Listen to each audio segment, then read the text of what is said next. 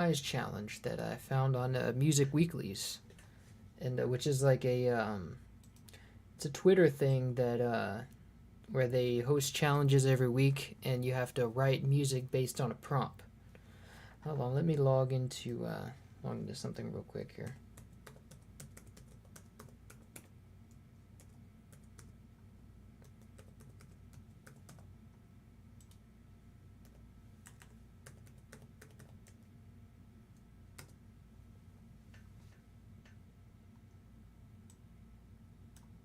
All right, so we're good.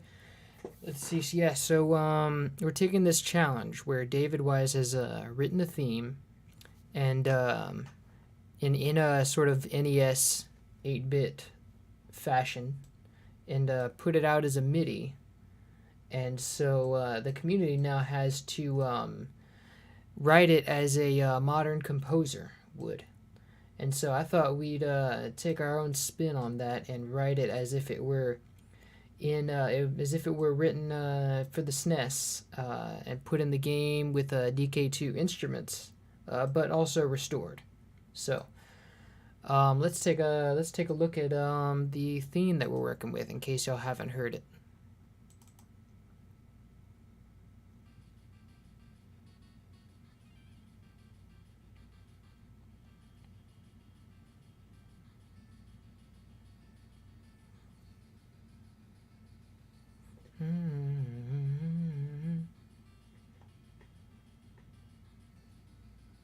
Oh wait, it seems. Hold on, 1 second. Yeah, my desktop audio isn't coming very well. Okay, so here's the theme right here.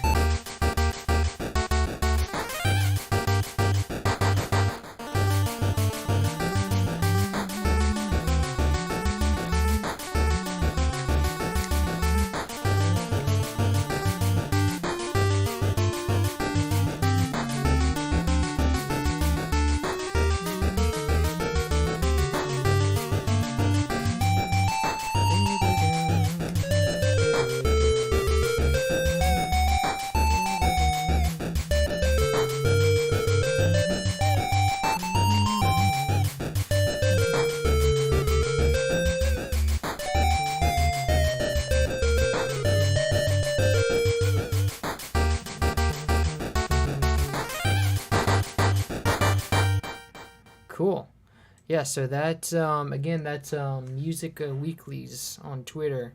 They have put out a challenge where we take a David Wise composition, and in this case, this composition that he wrote for the challenge, and just recompose it as if it were modern. And again, it's like a sort of NES style, written as if it were on an NES system, and you have to sort of bring it into modern times. So what we're going to do is kind of halfway do that. Um, we're going to compose it as it like recompose it as if it were on the SNES. Like paying attention to the sort of 8 channel limit kind of thing, and then add restored DK2 instruments into it. Try to predict what kind of song he's going for here, which I believe that is this is nobody's ever heard this one before because he composed it specifically for this challenge, so it's a new one. Let's see. Someone says, "Love you, dude. I love you, random citizen." Hey, why is this challenge? Yes, it's Music Weekly's thing actually. Anyway, so my impression on listening to this song is that it's definitely a tango song. I feel like the only reason I know that like so specifically is because I've had to research tango music doing War of the Worlds, the update, a new version of the 1938 broadcast, and that had a lot of tango music in it. So I instantly recognized this as it's definitely tango music, which makes sense because the Wise Man had a lot of Latin music, Latin jazz influence in his music. He seems to love that kind of stuff, the swing, the 1930s, old 1930s era with the Cuban music and American swing and whatnot. So that's pretty much how we're gonna play this out, like as a tango song, sort of a Hispanic swing music. So right off the bat, I'm going to start with this bass line here. Well, actually, no, let's start with the drums. So let's isolate the drums here. See if y'all can hear it. It's very quiet, but you can hear it. Now, if I go into the stems, you can kind of hear it.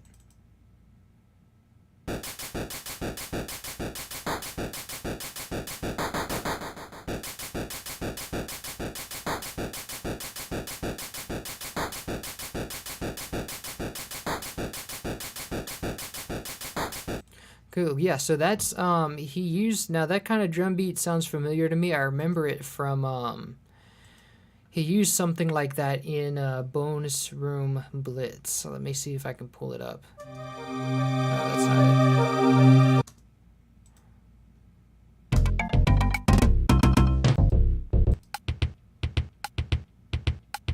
Something like that, see? You know, it's kind of got that same tinge to it. It's like a samba sort of. I don't know if exactly samba is the right word, but it's definitely got that high speed Latin vibe to it. And I think he also used this in Cranky's theme, this kind of beat in Cranky's theme, if I'm not mistaken. Let me try to pull that up.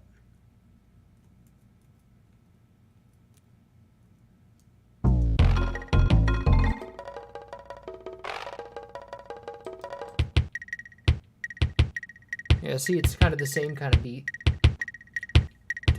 So it's kind of that vibe where you have the clave and the kick going at it. So that's kind of what I'm going to do. Let me see. Let me listen to that again, actually.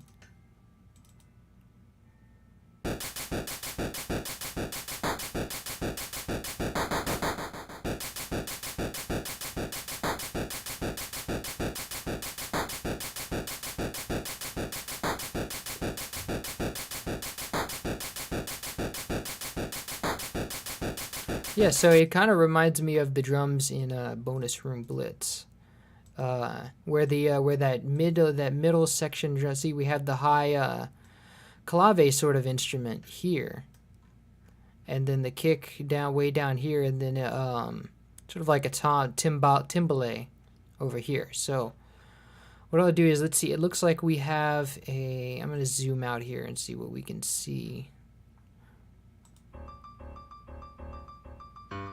So we have that.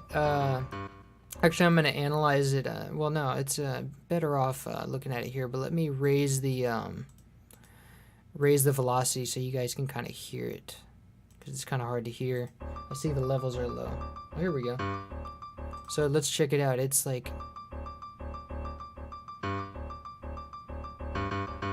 So it's that breakdown. It starts off with that breakdown with the intro.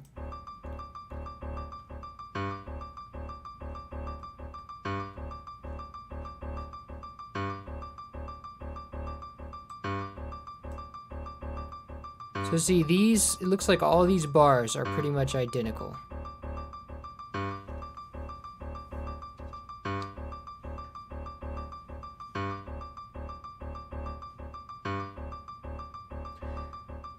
Yes, it's open for everyone to submit their music, but I kind of did it late, and it's due tomorrow. So, unless you can do it as fast as we're going to do it right now, you're probably not going to be able to make it. So it looks like we've got these three patterns right here. We have this intro here, this in the beginning, and we've got a we got a 1 bar loop that keeps going throughout, and then we've got this ending right here. So first off, let's go and take our general beat, the 1 bar loop, and here, let me raise my pop filter here, just in case you guys can hear some blowing. This will probably create some mic noise for you. Cool. I'm going to go ahead and grab the kick here, which is like it's what's obviously the kick. And I'm going to go and make a new pattern and call it regular beat, reg beat. Sort of sounds like reggae beat, but all that matters is I know what it means. Now, I'm gonna start. You know, since this has so many, DK2 has so many, DK1 has so many examples of this. I'm gonna start doing this as a DK1 track, and then sort of switch it out for DK2 instruments in the repeat there. Like we'll repeat it twice, and switch it out for DK2 instruments. So let's grab our kick and see how that sounds. Of course, it's way too low.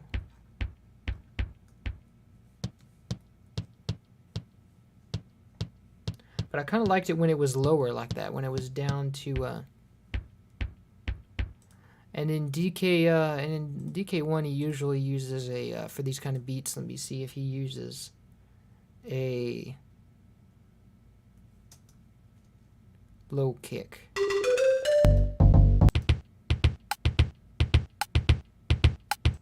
So it's kind of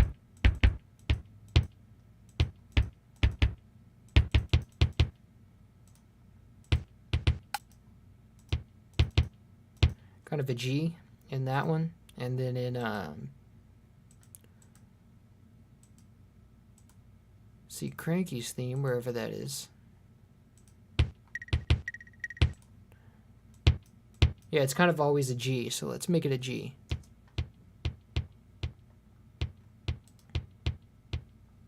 Cool, so let's grab our, let me make sure that actually that's a normal velocity.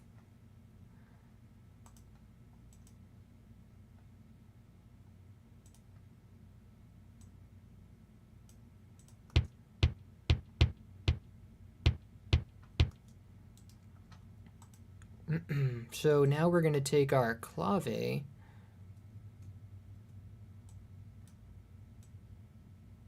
for the regular beat. Now let's see, in Bonus Room Blitz he uses a actual clave, but in no, in Bonus Room Blitz he uses actually a snare, but in Cranky's theme he uses a clave.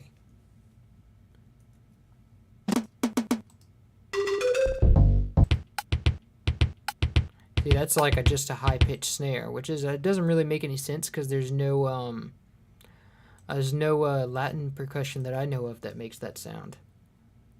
The only thing that high is really a clave. But here he just uses a clave, so I'm thinking we're just gonna go with the clave.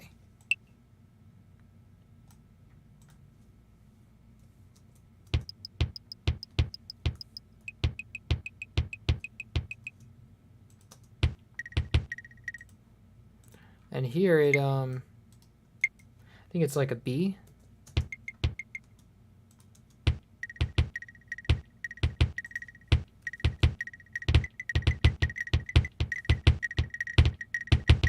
Yeah, it's an A.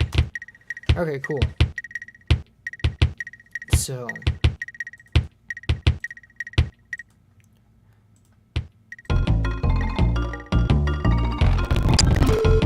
and then there's a so there's like a bongo hit that's like dun dun dun. You know, that's kind of the thing with that. Let me see. And then in Bonus Room Blitz, he kind of uses a tom to symbolize a timbale. And then this has some obvious reverb in it in the song, so I'm gonna go ahead and add some real quick reverb. And this is supposed to be pretty high velocity. I don't want it to be that hard because a clave is pretty quiet.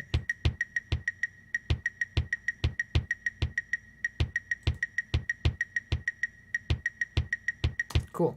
So that's our samba beat. Let me give this a mixer track while I'm at it. Just route it to drums.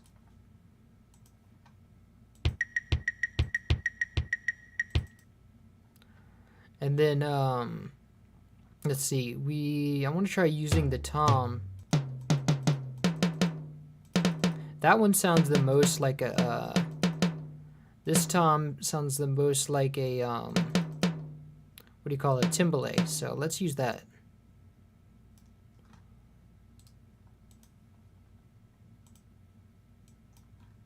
Looks like we have one timbale hit in the main beat.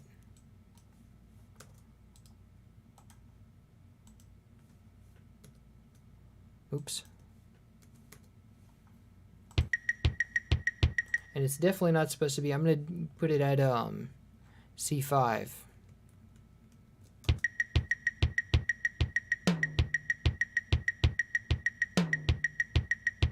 That sounds good. I like that.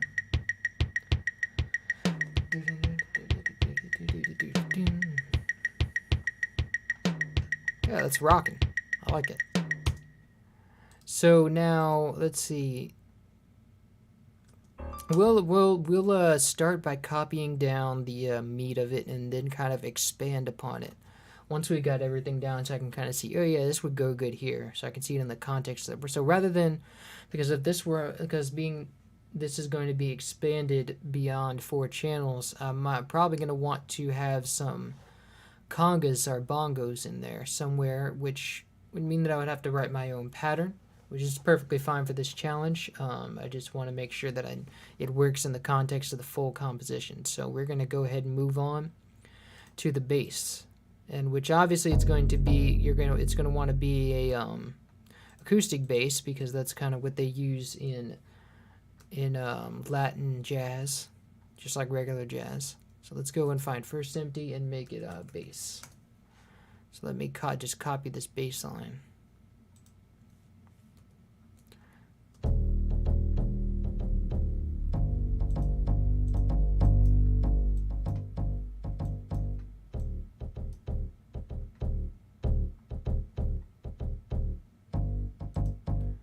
And then I'm going to want to raise that velocity a little bit.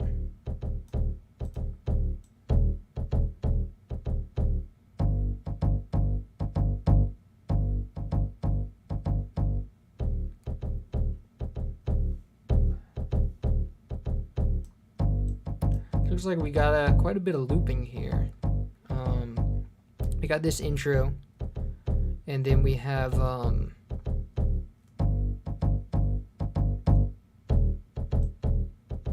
we got this intro for 3 bars, and then we get this is a loop right here, because then it starts over. Yeah, this is a loop right here, so we can go ahead and delete this, because after that it's just repetition. And I forgot about the rest of the beat, the intro to the first beat and whatnot. So let me go and copy that down. I think it's this is pretty much the same thing. And then that's the ending part. So the kick pretty much stays the same, I think. Yeah, kick stays the same, and then there's all these timbale notes. And then the snare, or no, the clave.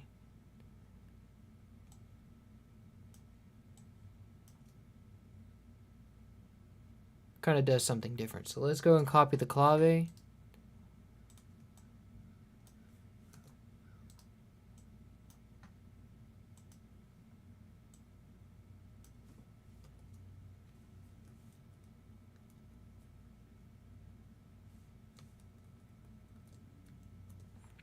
Let me call this Reggie beat. That's a reference to something else, so.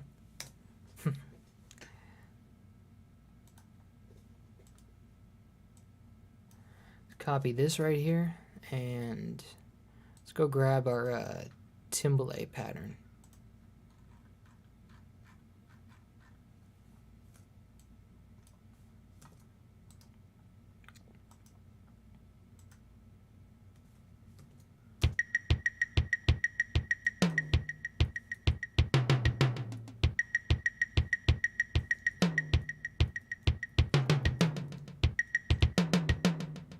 So we got some echo notes here, and so what we're going to do is remove this and say, we're going to go and, let's see, I'm going to give the tom its mixer track. Well, actually, let's name this timbale.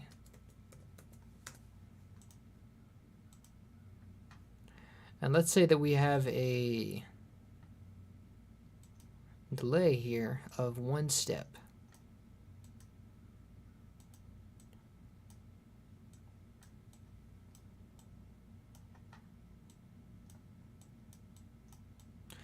Yeah, it's going to be pretty low because it goes down. The delays were pretty down there in velocity when I checked. It's about that, but it only starts. It doesn't play in the main beat. It only plays in the intro.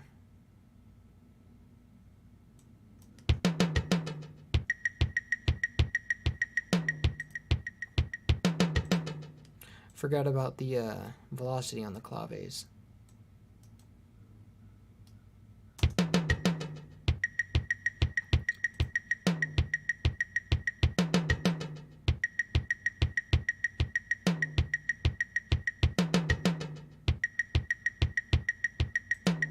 Cool. Did they have a note overlaying the last one there?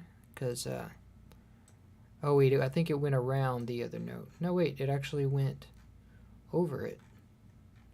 Yeah, that clave was like playing at the same time, so we kind of cheated there. Because you're only supposed to have one noise note at a time.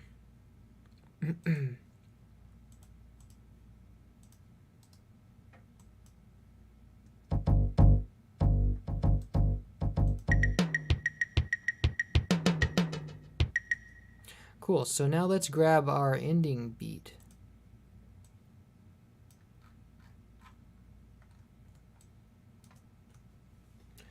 So here's our kick down here.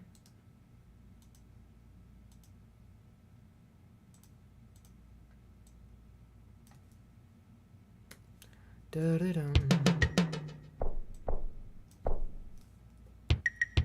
It's kind of a great ending with just having the kick go way down there like that.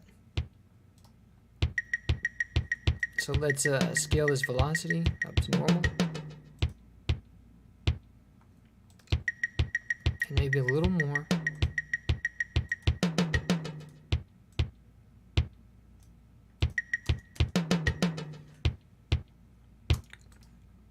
Alright, so next we've got the timbale ending.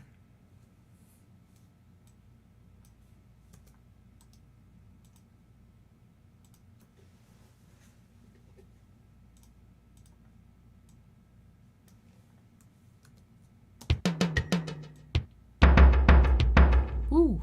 Hey. Well, it is going that much up, so I'm going to keep it like that.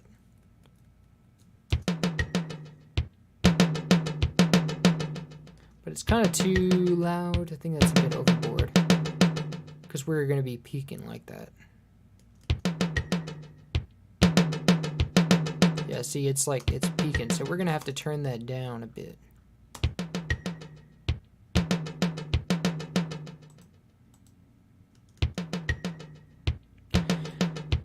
And then, of course, we're going to have to remove that echo note. And we're going to say that this... because we don't want, because the echoes are probably not helping the peaking there, so we're gonna say that it goes back down, it starts back up here. There we go, perfect.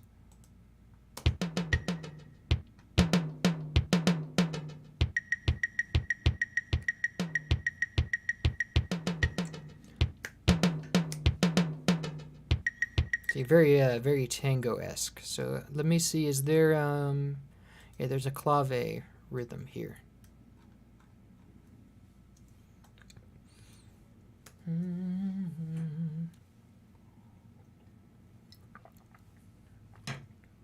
Looks like he doesn't even have it right on the beat either. He's got a little bit of space here for some reason. Look at that. I don't know if that's intentional or not, but I'm going to say it's probably a mistake, but I'm not going to fix it. Gives a little spice to everything. It's not really a big deal.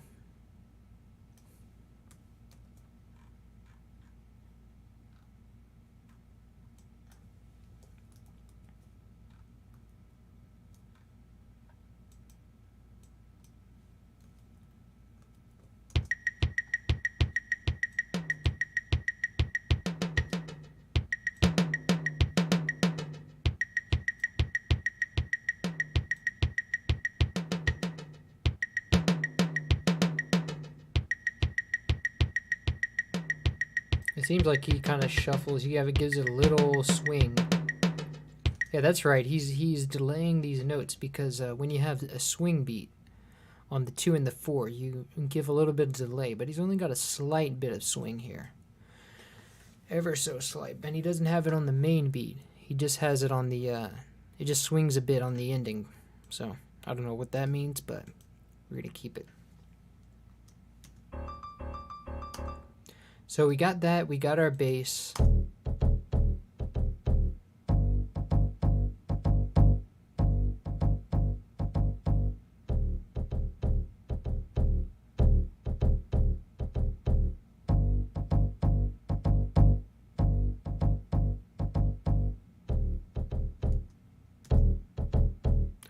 Now I think we want some release on this bass, some more release than we already have.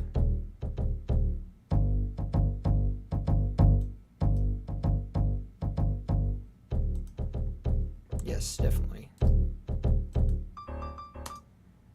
Okay, so now the only thing we got left, we got these last 2 channels, which are going to be very dense, way more dense than the beat, because they imply a lot of, they got melody contained within them, and they've got harmony contained within them. So we're going to be spending a lot of time decoding that, because right now we only have we only have 3 channels done so far, so we still have 5 more to go, so that's probably where a lot of this is going to come from. So, this song is David Wise's original song that he composed for this challenge. So let's look at what we have here and see.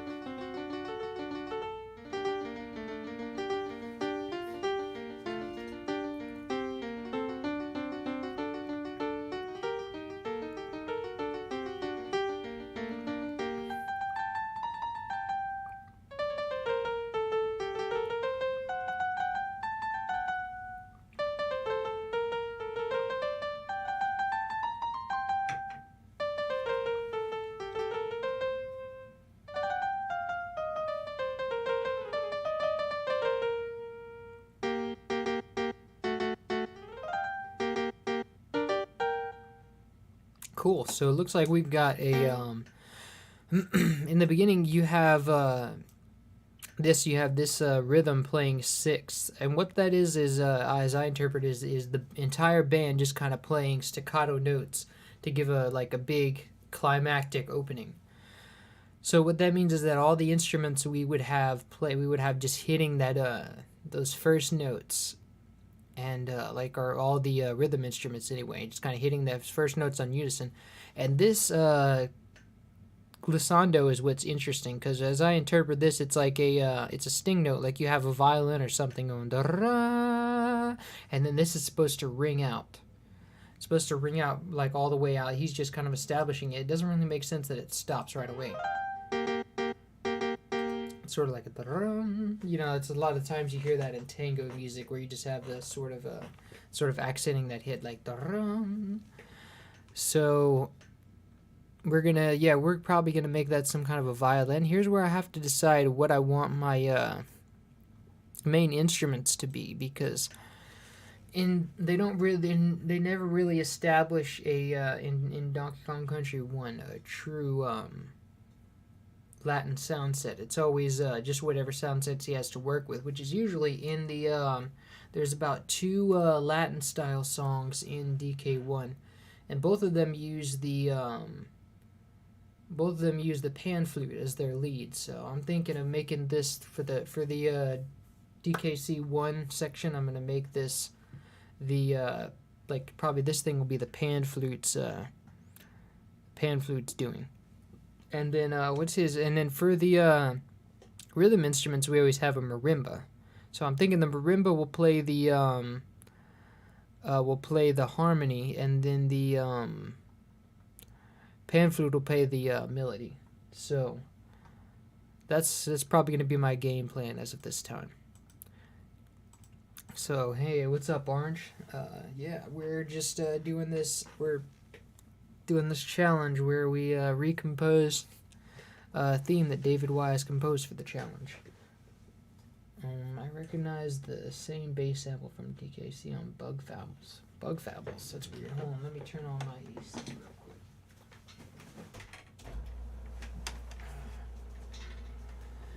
quick. So, we're going to, I think I'm going to tackle the marimba first. And I think actually we opened in, I opened in 64-bit by mistake, but you can't really, let me see, you can't really do sound fonts in 64-bit, so I'm gonna have to reopen that again.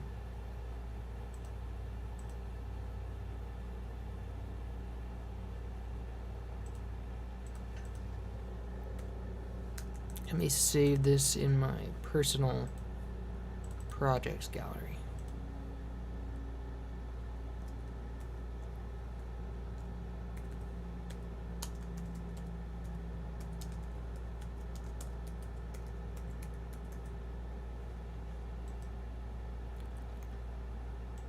Close this out and reopen in 32-bit.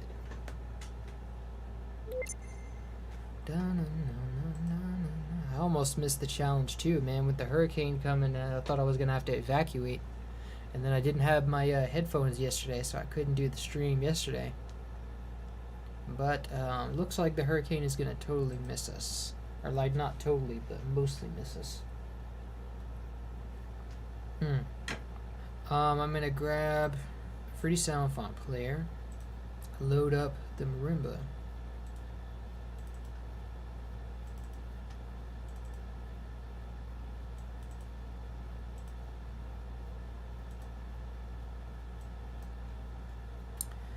And then let's see, what's our pattern here? So we got dun da da da.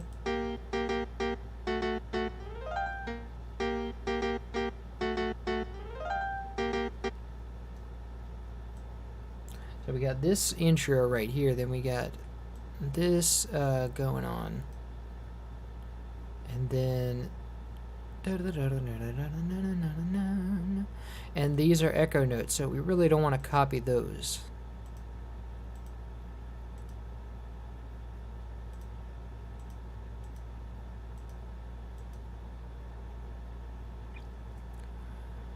And then it looks like we've got them doing this this little bit number right here. And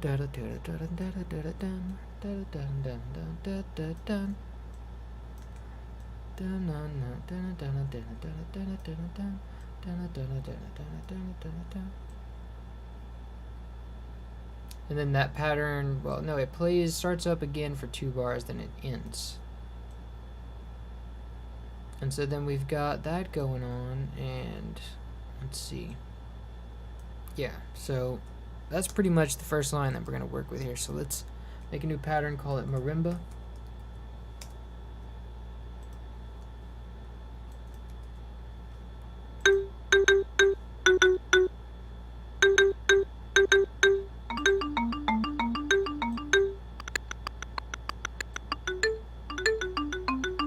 These are going to be very sharp notes, so let's go ahead and make them short.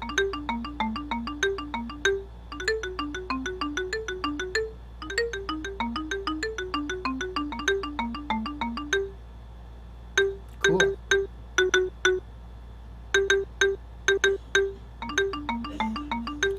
Now, as far as the echoes go, when we start off, we have them doing a simple 1-step echo. But then when we go to here, we have them doing a little bit less than a step, which is a technique that David does to sort of stop phasing issues with the other notes and make it feel a little bit off. So I think that's what we're going to do from the get-go. Because when he does them in other channels, he does that. He sort of like shifts them a little bit more or less than a solid interval. But when he does them in in the same channel, it doesn't really go through the treble. So we're gonna assume he meant to do that all along, and go give the marimba a track and say that it's gonna be a little bit less than a step as far as the echo goes. Say about 40.40 steps. And I'm not sure what the panning is. I think the panning is kind of up to us to suppose. And let's see, the contest ends at tomorrow at 9, but that's UK time. So I'm doing. If you're in America, which I know you're in Miami, Orange, so that's gonna be I don't know what time. Just as long as you know it's in UK time. It's 9 p.m. UK time, so it's probably going to be during the day for us.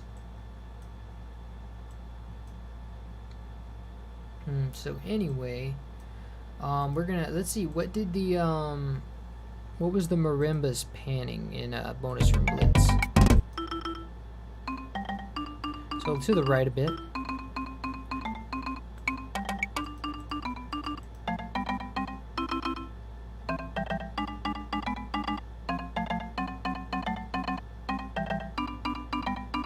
And then in Cranky's cabin, he sort of does this thing where it's like, let's see. It still goes to the right. So we have sort of a uniformity there.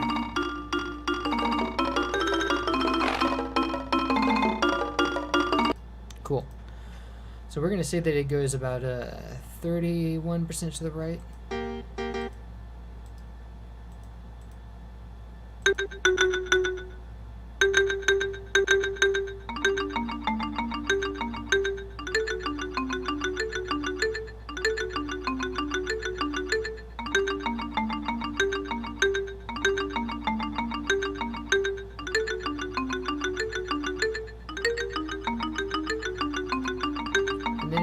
It doesn't do something in that.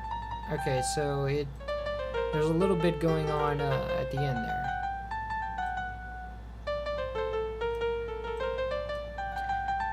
And I'm going to assume that the harmony just kind of repeats itself under the melody, so we'll go with that for now. Let's sort of cut out our echo notes here.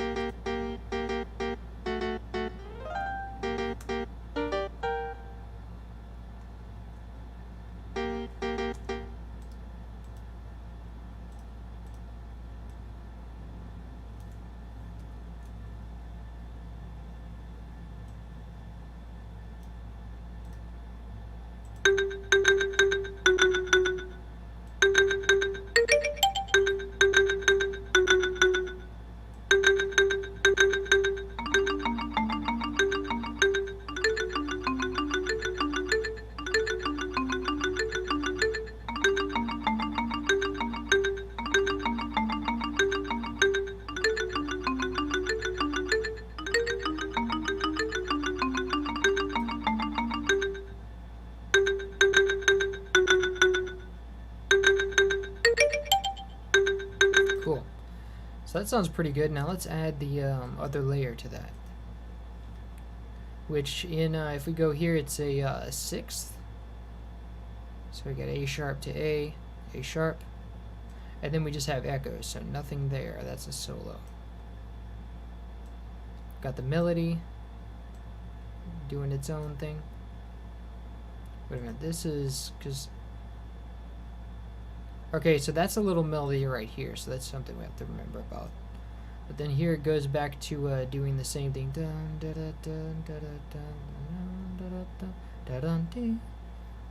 So it's sort of I think it keeps going with the sixths. But the important thing to remember is that we're in, looks like,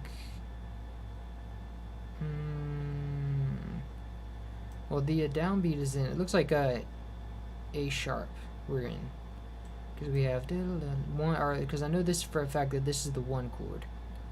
And so that is, no, it's in G minor. So we're in G minor. So I just have to remember that we go the 6th in G.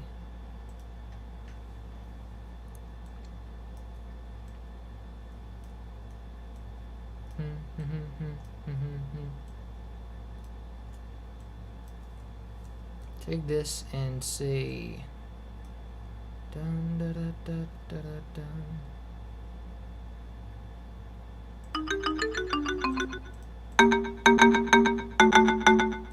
And this marimba is getting way too loud.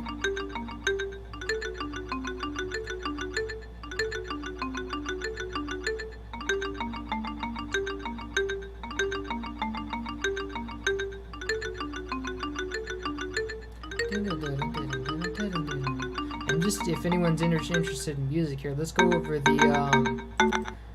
the chord progression here. We have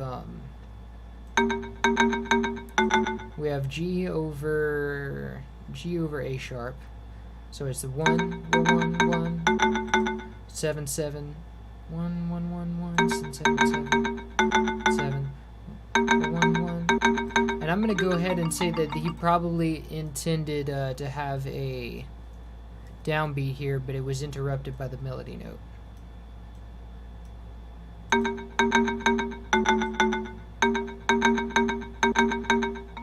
We got 1. See, because we got A sharp, D, and G. That's an inversion of G minor. So that's a very common progression in jazz and tango is that you do 1 5 5 1. And that's what he's doing here. We got 1 5 5 1. And 5 to 1, in any way you slice it, 5 to 1 always creates a satisfying conclusion there.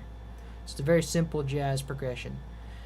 And see, like, you can tell it's 5 because you got D, F sharp, A, and D is the 5th of G. So it's 1 2 3 4 5. So you got 5, and then but it's actually, the interesting thing here is that it's a major chord. Normally, wait, no, it would normally be a major chord. That's right, but.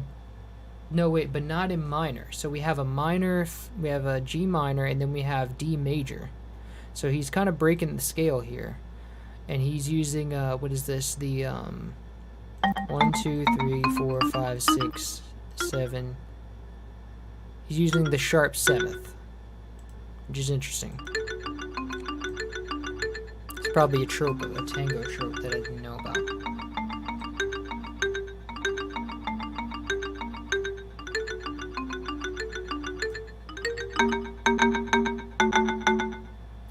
Still pretty loud. And see, this is it's not a perfect 6, so we're gonna go, there's no C sharp in G minor, so we do that. There is an F, but except that this scale we're doing has a raised 7th, which I think that means it's yeah, that's actually indicative of, that's the leading tone, so that makes sense. It's indicative of harmonic minor, and it's also common in jazz. It sort of helps drive home that that conclusion, because the leading tone being right next to the home key, G, wants to resolve really badly. So that kind of helps it out. Now this is, yeah.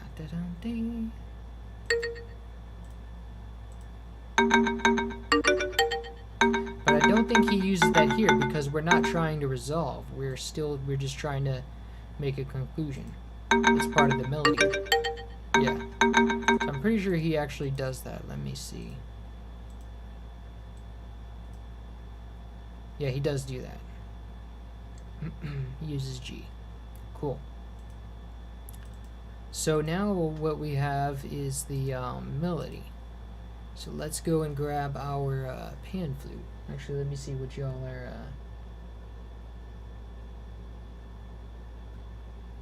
see except what y'all are saying here. Orlando. Oh, yeah, that's right. Orlando. Sort of get the two confused. What's up, Mr. David the Wise? I'm not David Wise. Oh, yeah. Well, hello nonetheless.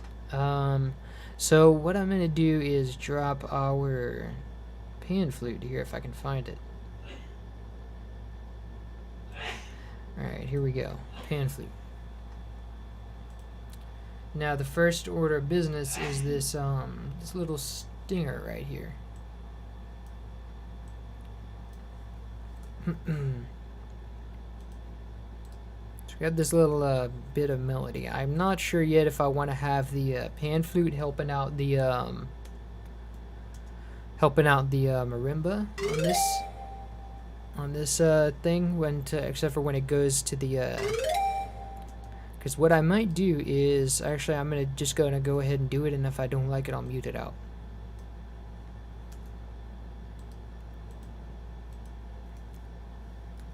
I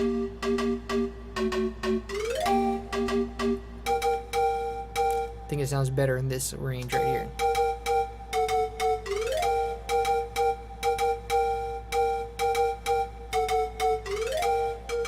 And I think I'm gonna go ahead and say that this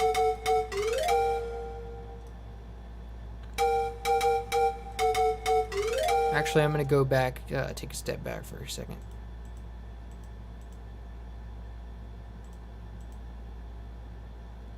I'm gonna say that it's maybe it lets this note ring out. So you have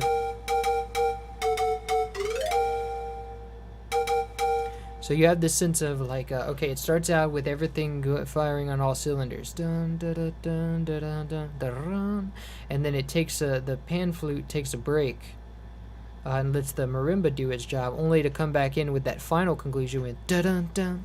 You know, really drive that dun dun dun. So that's kind of what we're gonna do there. So as far as if we do this, we'll have used, let's see, 1, 2, 3, 4 for the marimba, 5 for the bass, and then really just 1 for the drums so far. So 1, 2, 3, 4, 5, 6. 6 spaces so far. And we still have 2 left to work with whatever we want to do with that.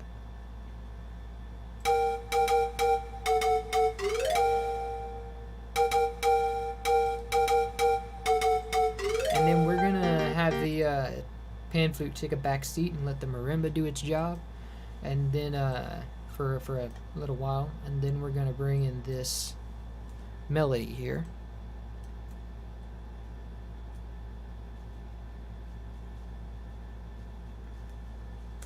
Let's see. Still have to name this one. Pan flute.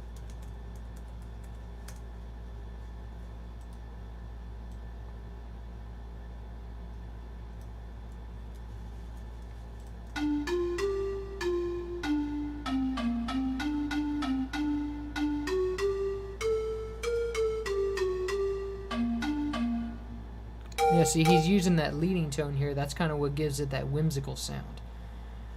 Because if you did, see, the leading tone is this F sharp here, which is not technically in the scale, but it's used a lot in jazz. So if we took it out,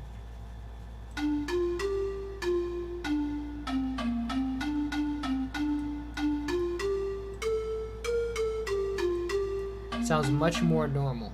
But if we put it back in, now you can see that's what gives it the whimsical sound.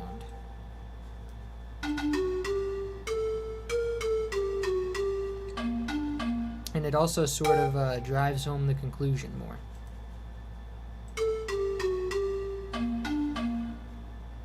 And he also kind of overlaps a note here, so that's kind of cheating a bit. So now let's go grab our second melody. But now we know that usually David Wise never uses the same melody. Like like a second melody he doesn't use with the same instrument. He changes up the instruments. So in Cranky's Cabin, he uses, for the second instrument, he uses a honky tonk piano. So you see, we got our pan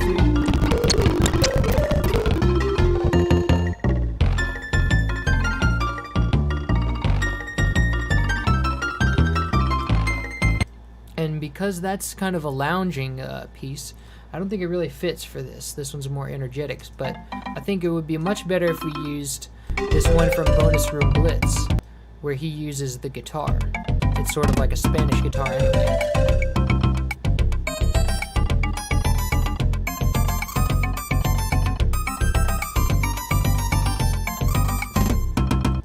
So let's go use let's use that since he makes use of that. Let's go grab our. It's a Strat. It's a single cycle waveform of a Strat guitar from the Wave Station. Not that one.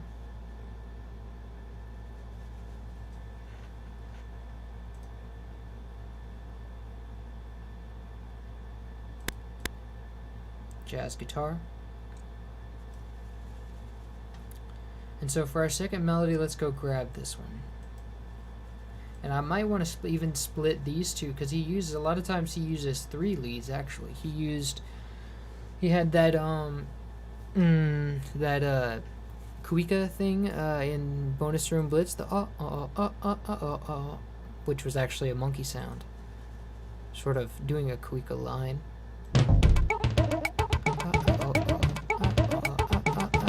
Which is not really a melody, but it still serves to show that he changes instruments every now and then. Like he changes instrument every 8 bars. And then in Cranky's theme we have this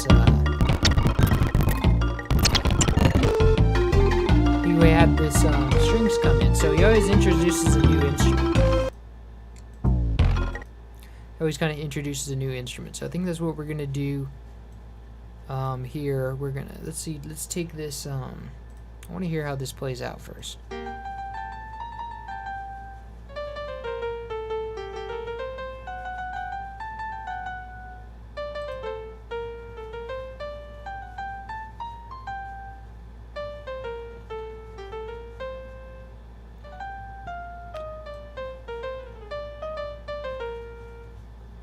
Okay, so that's all pretty much one melody. We can't really split it up into another instrument.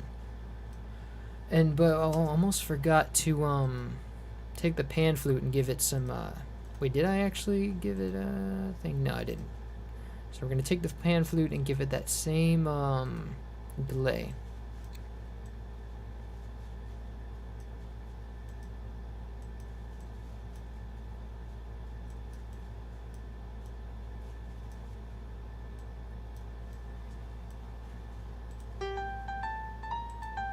Cool.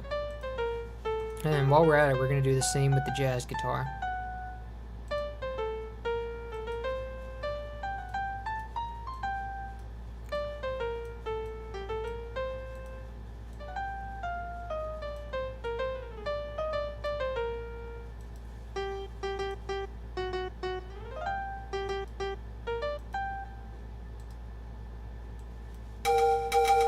So let's call this melody then, and since we're going to have multiple instruments with it.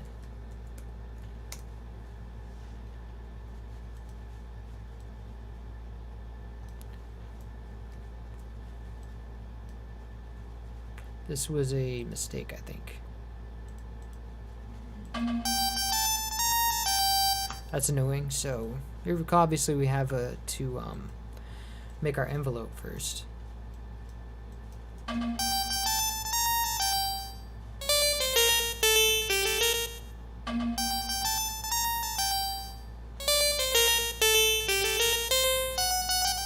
And it seems like he sort of baked some, well, first off, we gotta add our vibrato, because it's really annoying without the vibrato.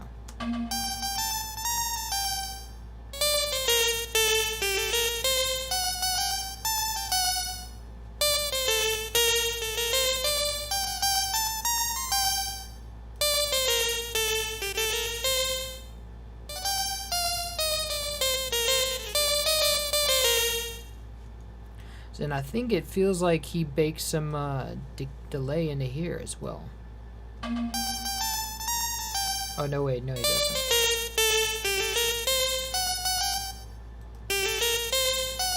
Here he does. Which means that we're going to want to extend the delay voice a bit.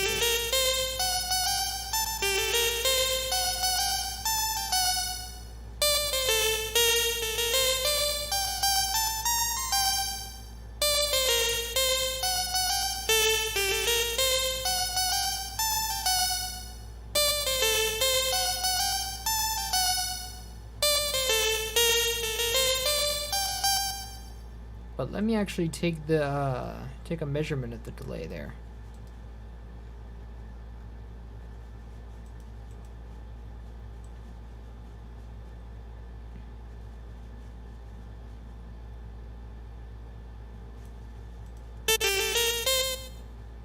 So it takes a step and a half for this one, which if you go, that's about right, on par with what we have.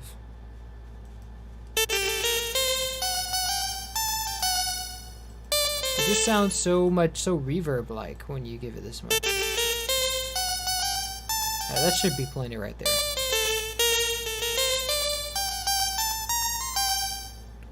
And I think I want to give it a, we need to give it a panning too, and also the pan flute, we need to give it a pan. So let me see what pan he used in Bonus Room Blitz.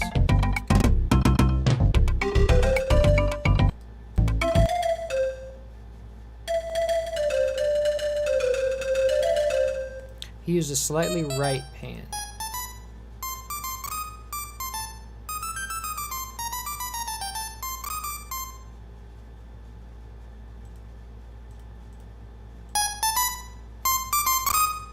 And the guitar is slightly left.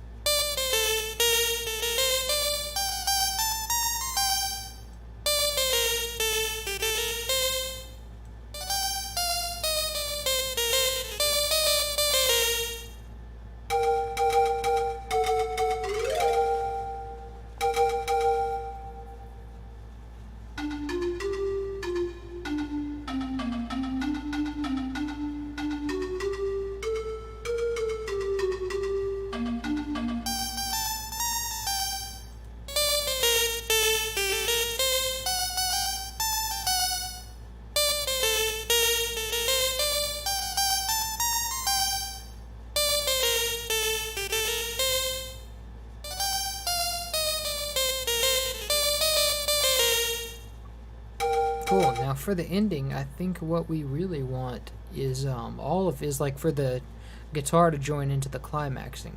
So like we got here, we have a reiteration of the end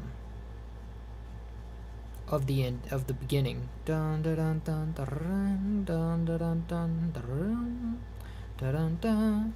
So we have like a reiteration of that, and then so I'm gonna grab that and say that we want everything to play this.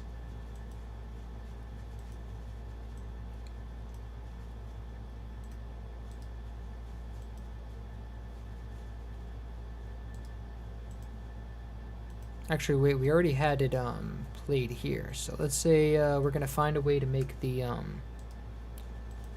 pan flute and the what's it called, the guitar play this. So that would pretty much fill up all of our channels if we did that, but we're gonna try it.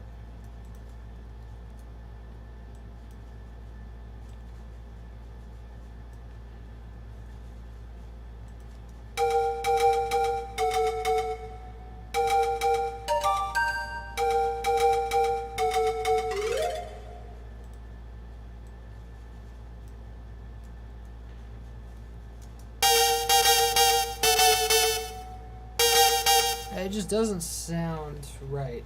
You know, usually there's not that many notes playing the same thing in his composition. So I'm gonna say maybe what if we have the just the guitar doing it that time, and then we have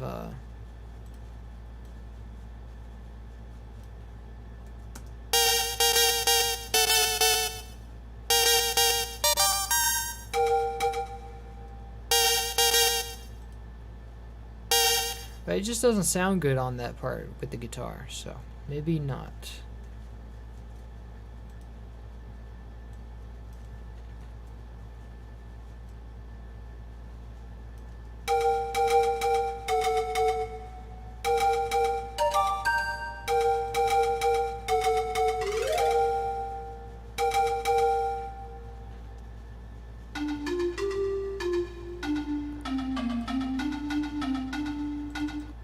Okay, so that's pretty much everything, right? Yeah.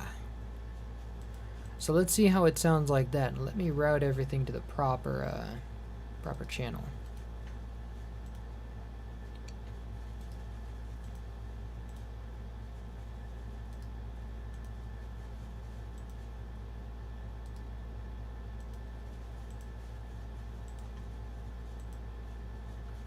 The bass needs a track.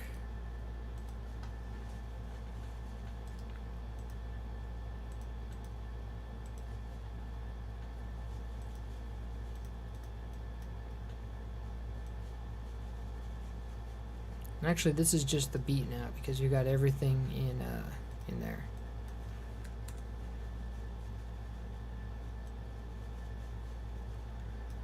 So to start out, we've got this beat, the regular beat, and then it goes to the beginning. No, wait, this is the beginning. That's the regular beat.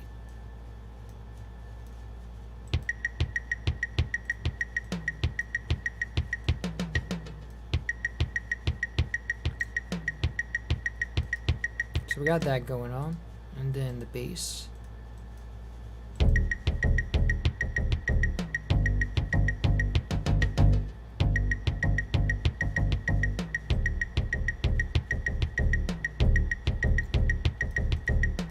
And I think this is gonna repeat once.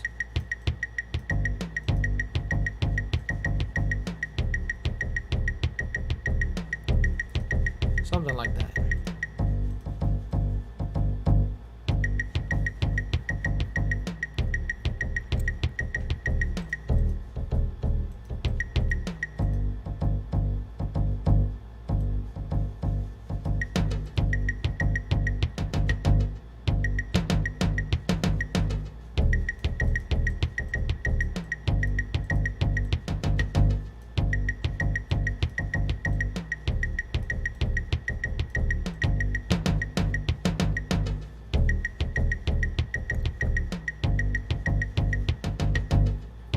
Hello.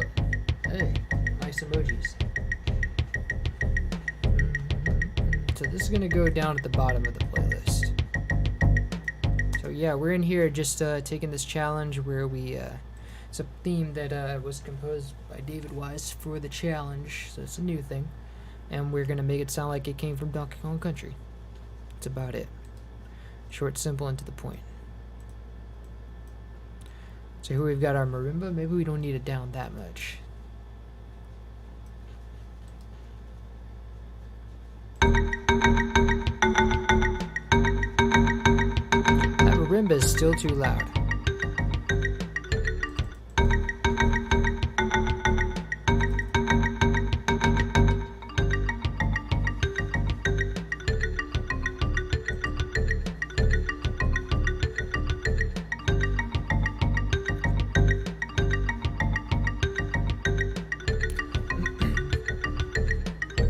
Now the biggest difference between here and in DKC is that in DKC he had the bass was all the melody lines had the same velocity more or less, so that gave it a real like club feeling when it came to like the bass and the drums. But here he doesn't do that. Here he has a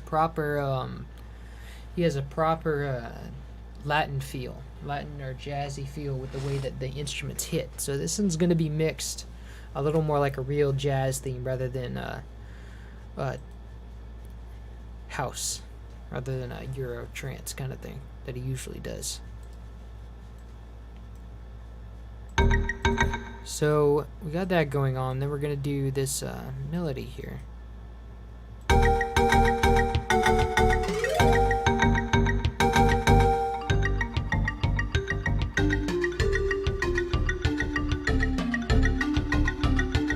So we gotta do this, right? This little number right here.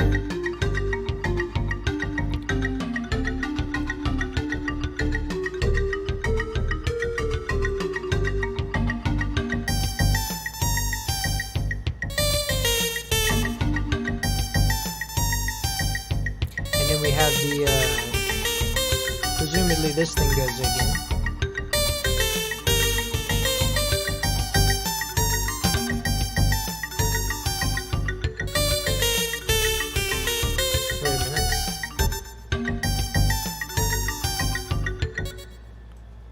Oh wait.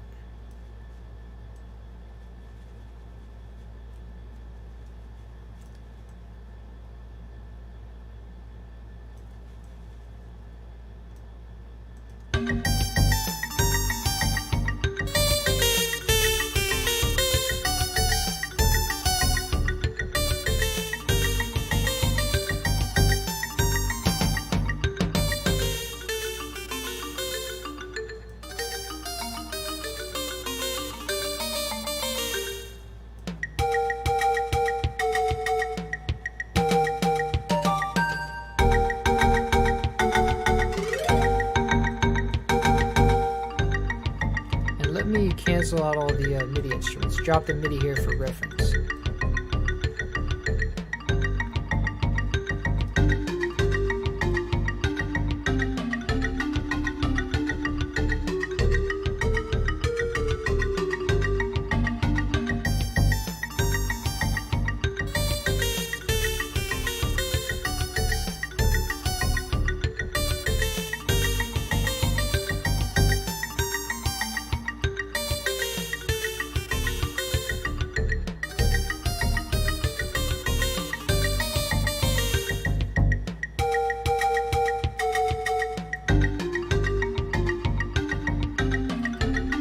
I think I made a mistake by copying this right here. That's just the beginning of another one.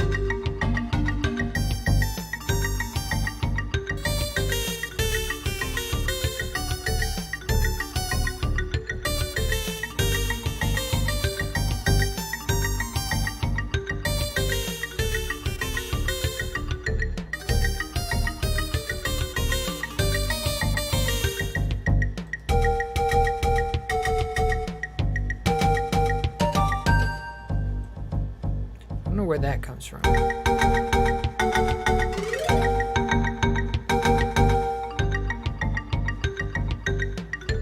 Does he change tempo here? I thought it just got faster. Weird. Oh, see, but he does this thing with the bass more than once.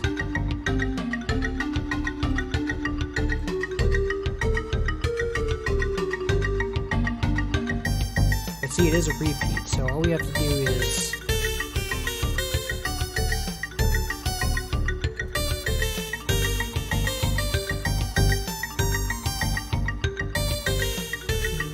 yo-yo. Play with the yo-yo.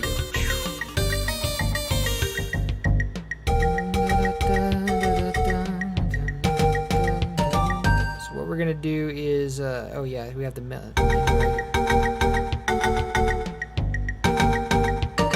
and then we need to fix that part again where there's that hole in there for the that we don't want. Sounds out of place.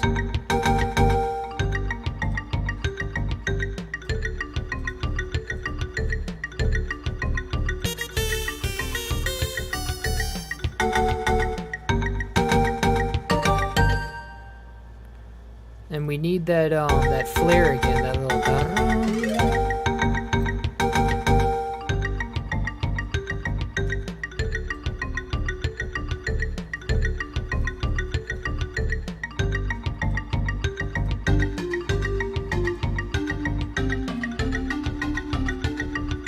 cool.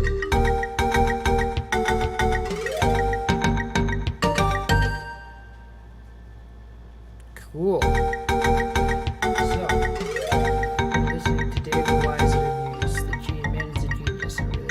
Yes, he's the man is the goat, the wise man.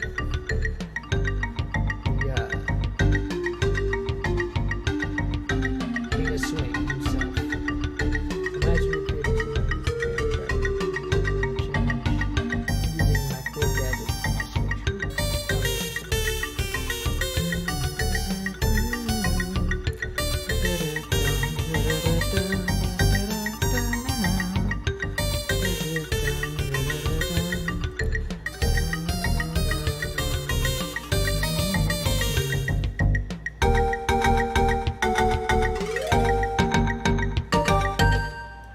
Yeah. So yeah, that took us that only took us what an hour and 10. So that's great. So now but the Donkey Kong Country 2 version, that's going to be way more involved because Donkey Kong Country 2 had way more complicated instruments. And this one's going to really feel, while this one just kind of felt like it felt like Donkey Kong Country. This one's going to feel more like an actual swing tango kind of thing because of the instruments that Donkey Kong Country had. It had way more tango-centric instruments, so we're looking at the sort of sound set, mostly the sound set from the bonus music. With one exception, I might use that violin from Jib Jig, because there's a lot of tango music uses a sort of like a mariachi style violin that I would like to use for that. So let's jump right into it. What we're gonna do is I might have a bridge here, but we're gonna play the like in the when I submit to the challenge. It's gonna be the Donkey Kong Country 1 version first, and then and then right after is gonna play the Donkey Kong Country 2 version. I'm probably gonna bridge it with something right here, like just so it's not like a stop and then it's like, okay, here's the other song. Like, no, it's gonna be all one song. Maybe it's gonna might morph into it somehow. Hi. All right, so let's well, actually, let's because there might be some. Remember, I said we want to use 8 channels. We want to be sure we're using all the 8 channels like David Wise would. So let's see if we count it up. We only have 1 channel here. This would amount to 1 channel. And then 1 channel here. 2 here because of this and the echo. Dun, dun, dun, dun. So that's 4 channels. 2 here, so that's 6. And these echoes would be 6 all the way through. So all the way through we only have 6, which means we have some more things to add to really make use of the SNES's sound chip. So what I think the first place I'm gonna start will be with some more percussion, because David Wise always liked to use a lot of Latin percussion. And so let's see. I remember we had a clave in DK1. No, not a clave, a conga in DK1 that we didn't make much use of.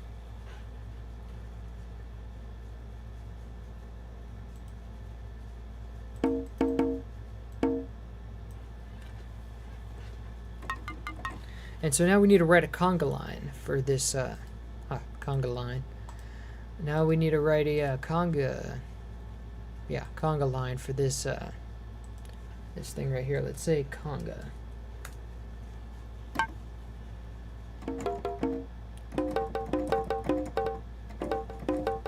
Now because I have so much latency, I can't play the line like a musician would, so I'll just have to write it. But I was thinking something like this.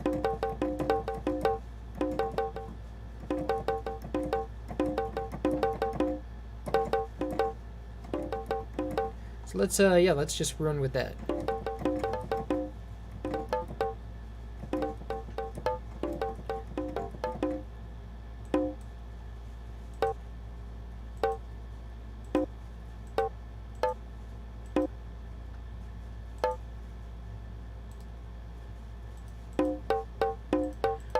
But it's not quite the tempo. I think he had like some kind of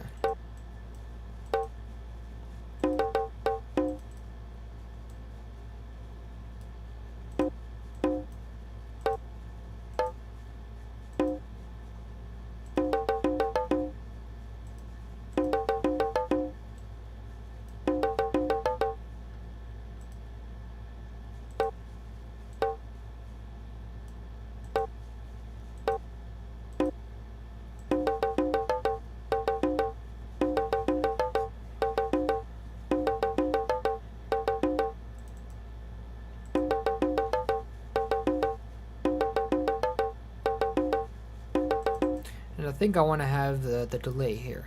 All those note delays he had, like at that last note.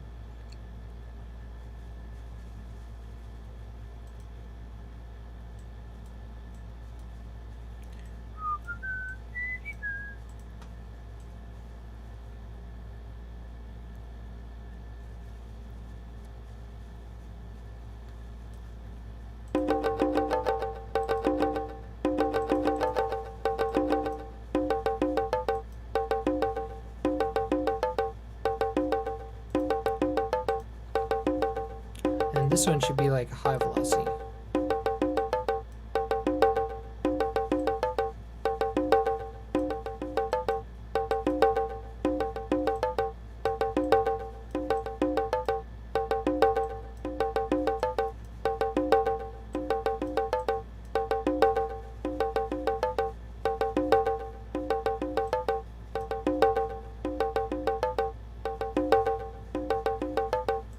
Cool. It's a cool line. So now what was the panning that we were working with here when we used this in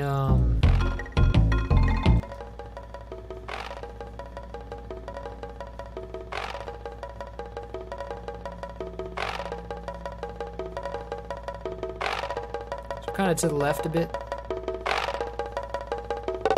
Actually, way to the left.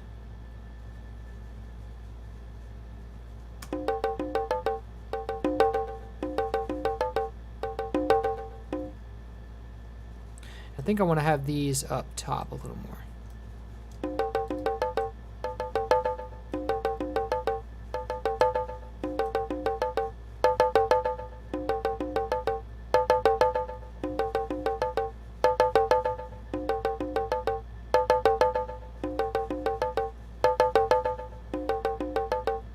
Sounds alright, maybe a little bit loud, but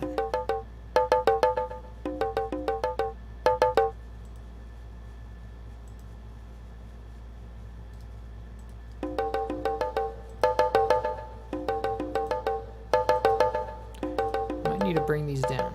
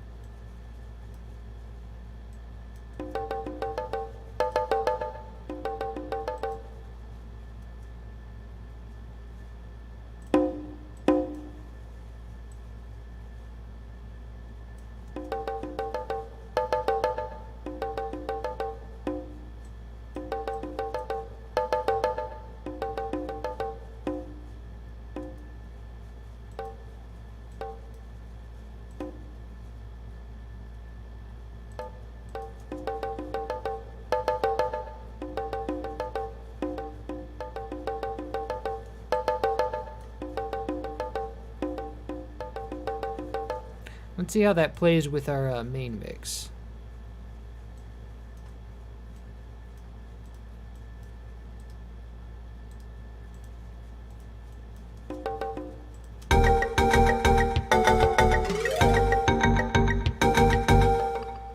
We're gonna need another one there, so let's move this over.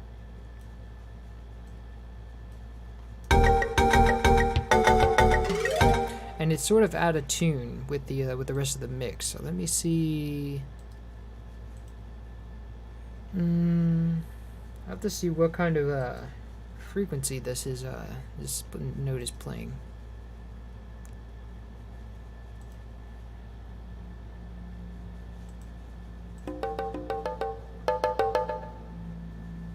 So if you go.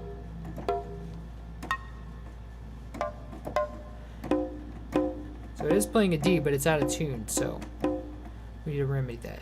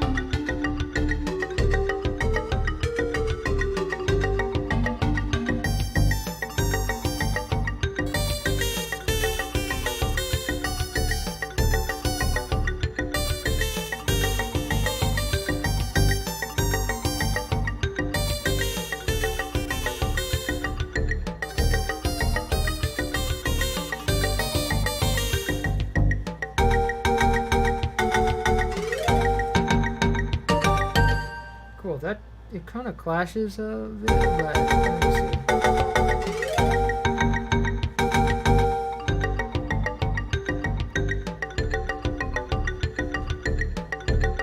Gotta make it sound more like a conga line. I know what conga lines sound like. It's just gonna take a bit of work to get this to sound right.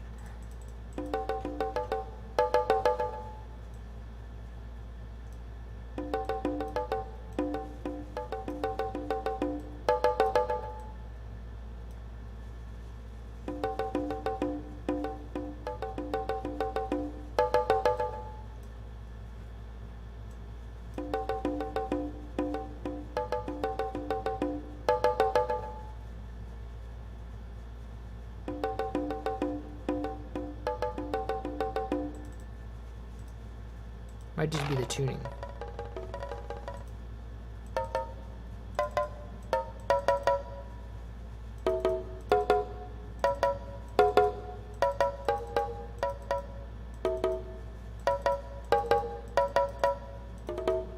So maybe if we do like that. Maybe if we do a chord.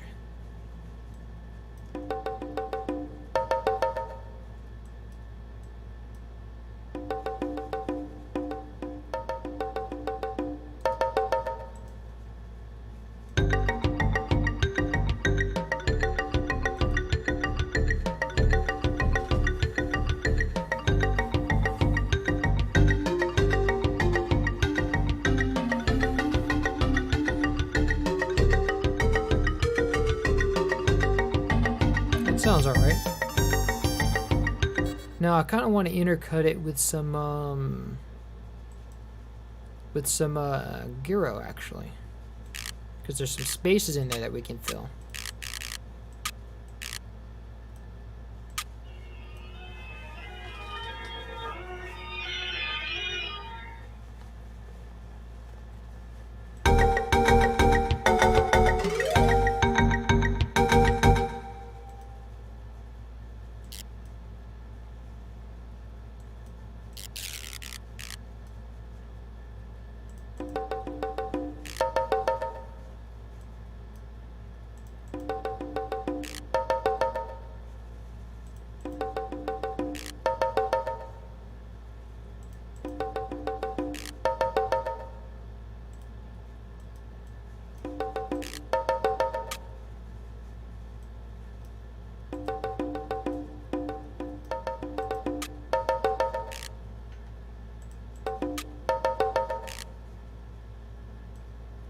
Actually, maybe both of them should be slow ones since we have time.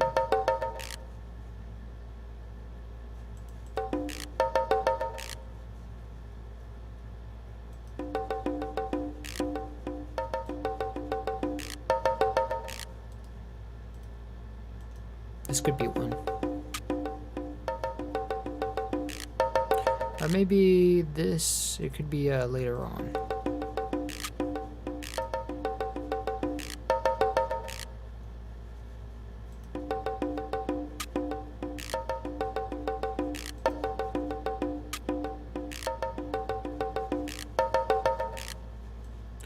We have more space here. Let's just put it here and then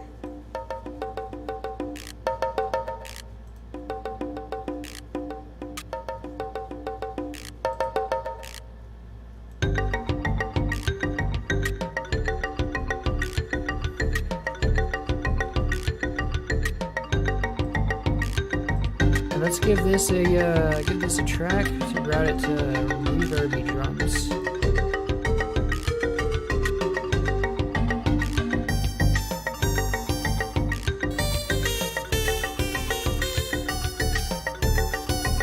I like that.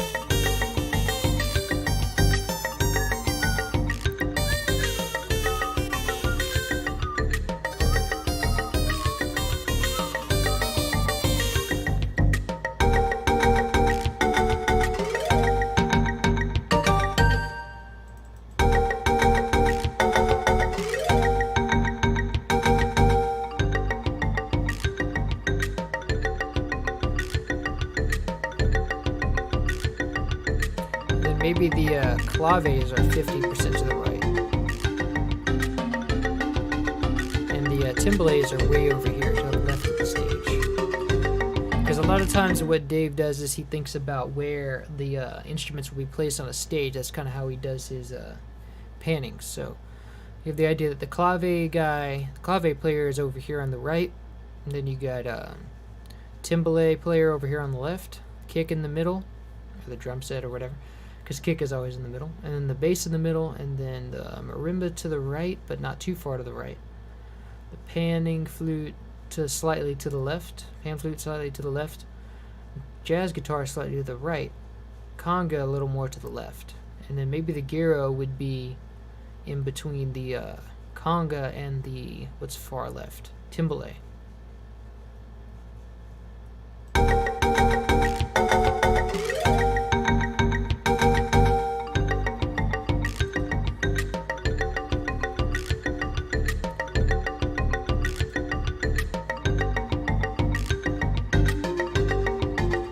I'm not sure if I want to put more conga here or if I like it. I'm not sure if I want to put more conga here or if I like it without the conga in that part. It feels out of place. It feels like it loses pace without it. So let me see. So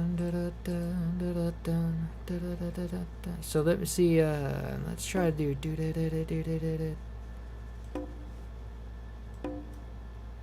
How about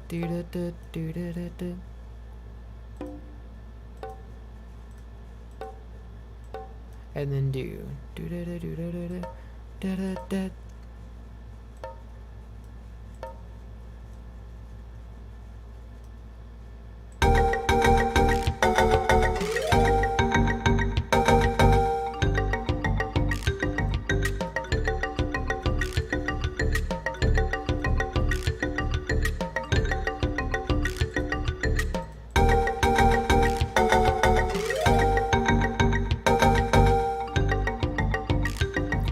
Let's say that we're gonna have a delay. We're gonna have the delay come back in here pretty early. And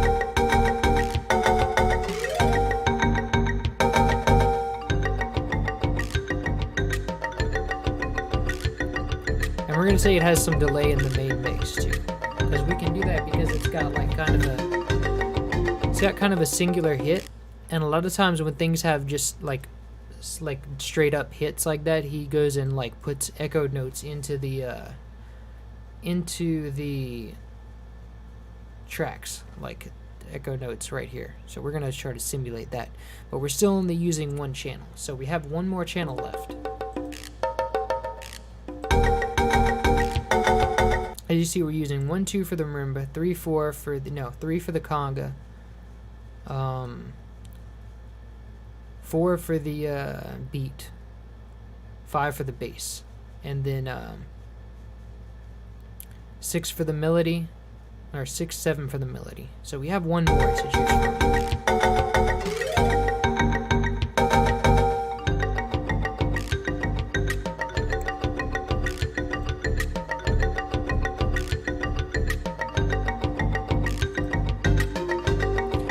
Now, but here's the thing. I'm not sure if I want to do another, do another harmony, or if I want to do another percussion.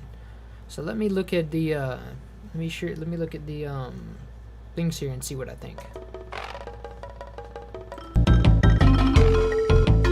Because I definitely don't want to do another, like a third note to the chord, because when he does marimbas and whatnot in DK1, he always does, he always just sticks with the 2 marimba lines. Because obviously, if you were playing a real marimba, you just have the 2 sticks, so you can't really hit... I mean, you could hit power chords with 2 sticks in one hand, but you only have 2 sticks, so you can't do like full chords on the marimba. So you need another one. So let me see how he fills it up here.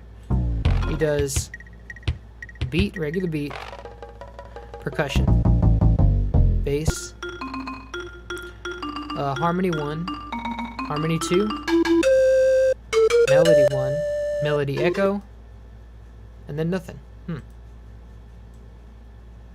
She doesn't actually fill this one up. That's crazy.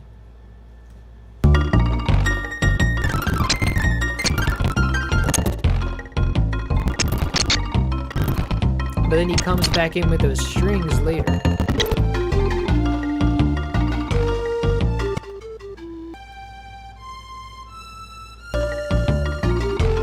With those strings to complement that. So that's kind of how he fills it up there. Let's see what he does in Bonus Room Blitz.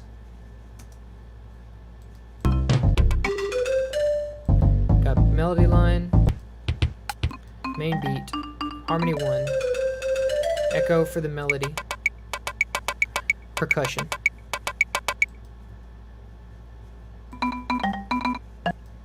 and then nothing.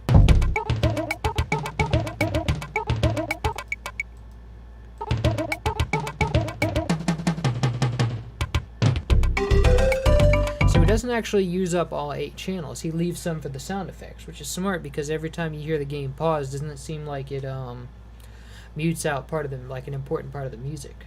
So we don't really, like, obviously if we're going by DK1, we don't fill up the whole thing. So we don't need to do that. So that would say that this track is, and it feels complete without it. Like, I don't feel like it needs anything else.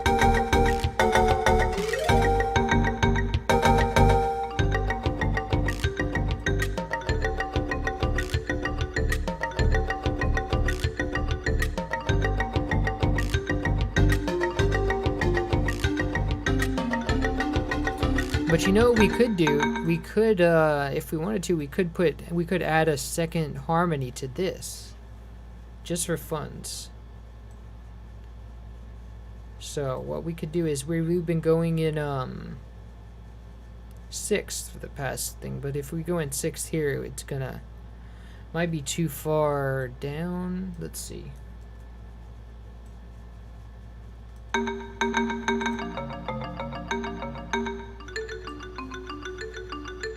Maybe we just go in thirds.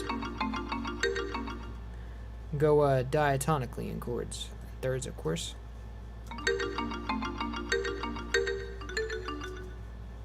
And I'm going to go make sure that these, I can separate these if I need to by changing the color.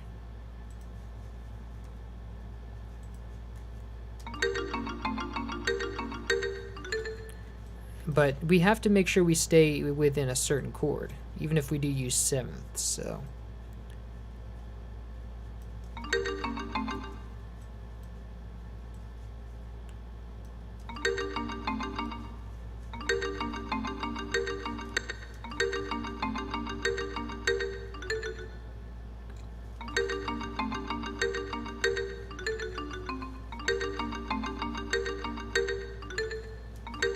I don't know that it jives so well with the thing, but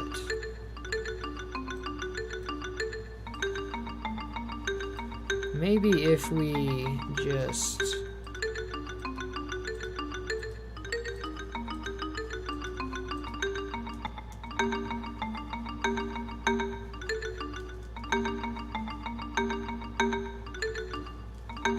wonder if that would sound cool.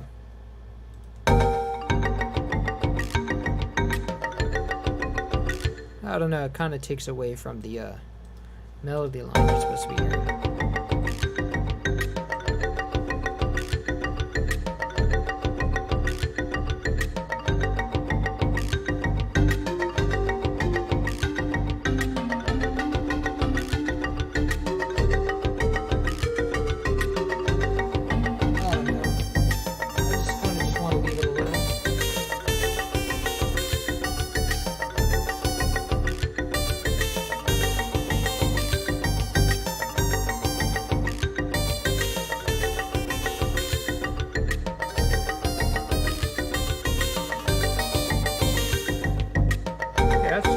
It sounds full. I'm not gonna mess with it.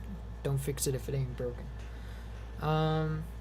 Yeah. So now I guess we'll just start on the DK2 version. So let's go as we did before. Bass beat first. So what I'm gonna do is clone this one.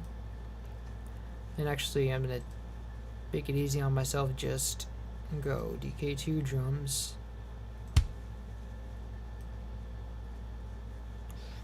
Clave.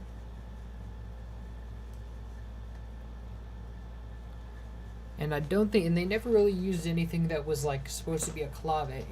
Or no, it's supposed to be a timbale in DK2. They always kind of used other stuff. I think they would use a conga in this situation, or a bongo. So really what we just have to do is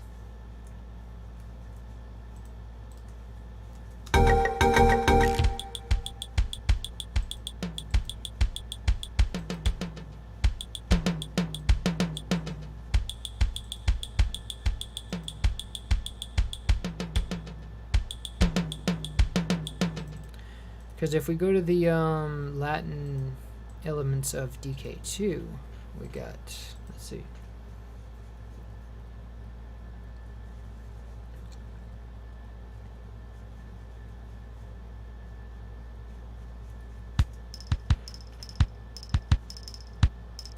So let's see, the kick here was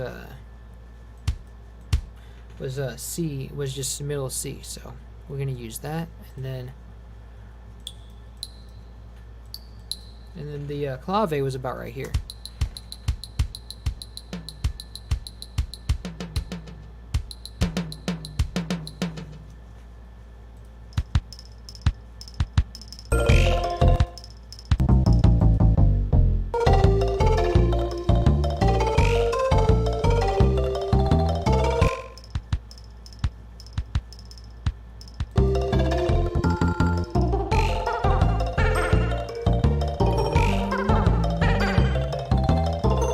But we don't really have a timbale here, so I don't know what to do with that part, or we don't have anything that acts like that. So let me see. I know. Let's see. Maybe in a swanky swing, we kind of do some stuff with that.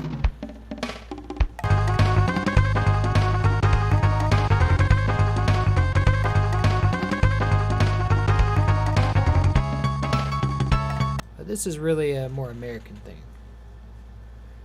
We're looking specifically at samba beats.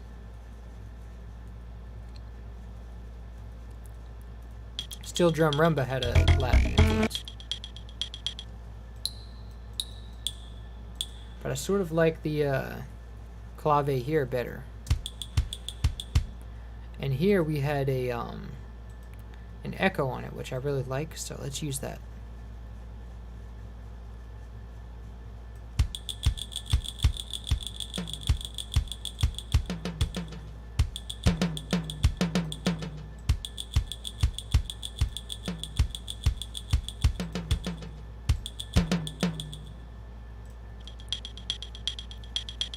And we had it going to the right a bit. And so for the sake of consistency, I'm going to say that we're going to use the same panning for everything.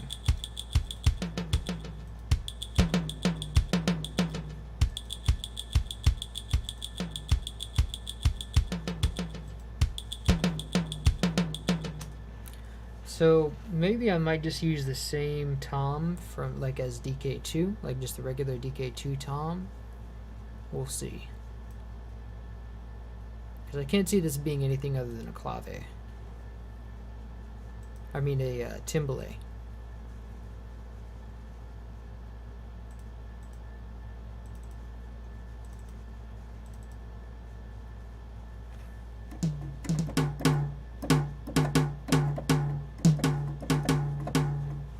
That kind of sounds like a timbale right there.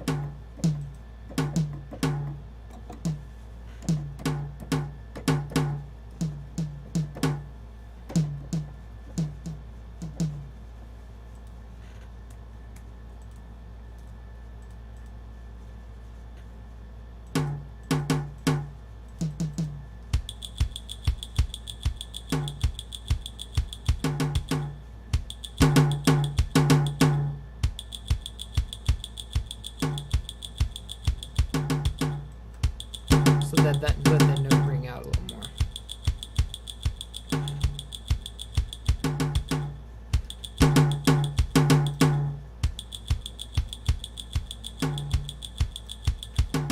We don't need them to be that loud, that's for sure.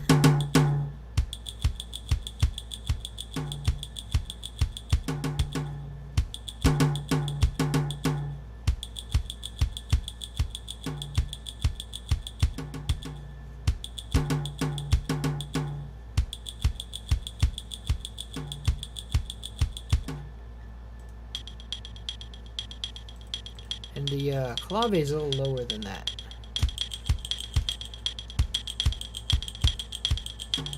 About that low.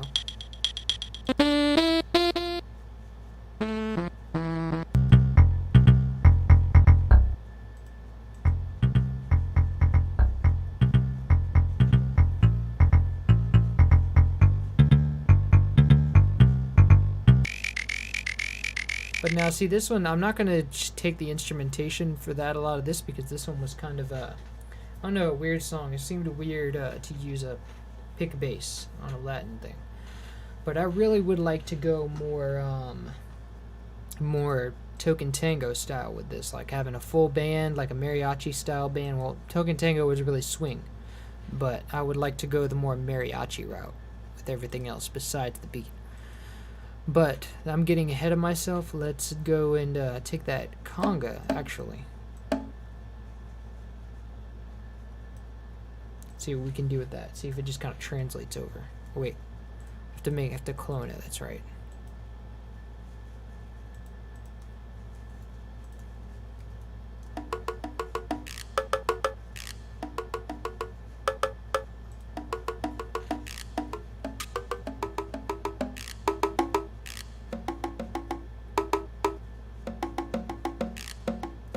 Now, but sometimes there was a, in some songs, instead of this conga, which was actually used in DK2, I used a actual Brazil kit that came with the, that sounded like he was trying to replicate because it was the same tuning as the conga. Because he was using all these different tunings for the conga, and a conga doesn't have all these tunings, so it sounded like he was trying to use this Brazil kit that I had found in the machine, one of the machines that he had. So I'm going to go ahead and try and employ that. See what we get.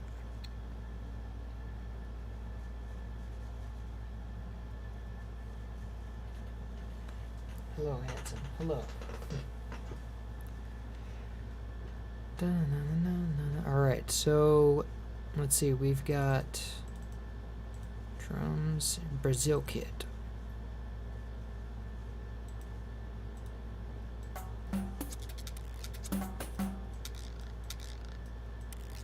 And then we've also got some proprietary gyros here, so I think I'll use that after we program the congas, though.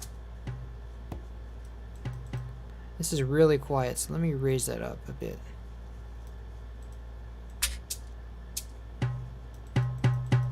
And we actually have a timbale here, so here's our low conga.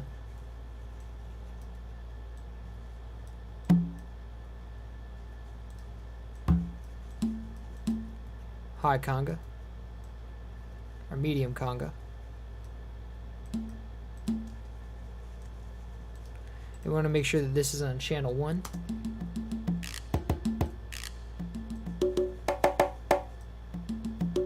So then we have the slap.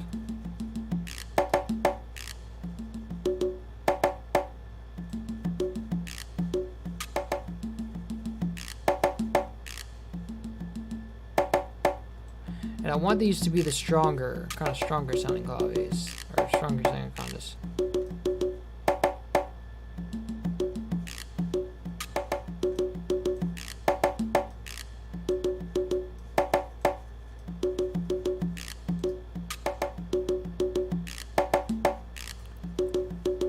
And just for the sake of difference, I'm going to use the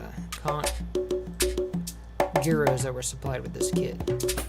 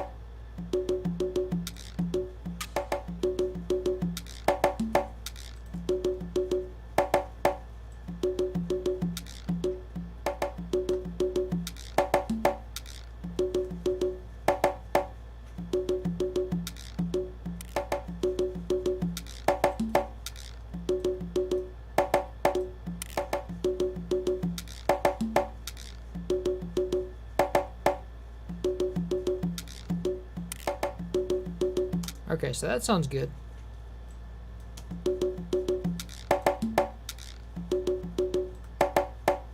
And it's already got some panning picked out for us, and I think that panning is all well and good because we had it going to the left anyway in the original conga. So now all we really need to do is give it a give it a mixer track.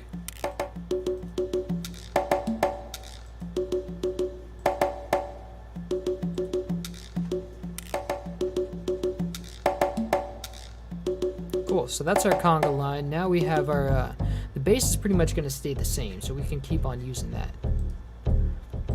But what I want to do with the Here we're gonna do a lot of crazy stuff with the melody and the marimba because we're gonna definitely use full 8 channels here. So what I want to do is is gather all the instruments that we have from DK2 that are indicative of a conga band or a mariachi band. So, and most of that's going to be well, I feel some token tango instruments, but also the fiddle from Jib Jig. I think would be nice here as a melody.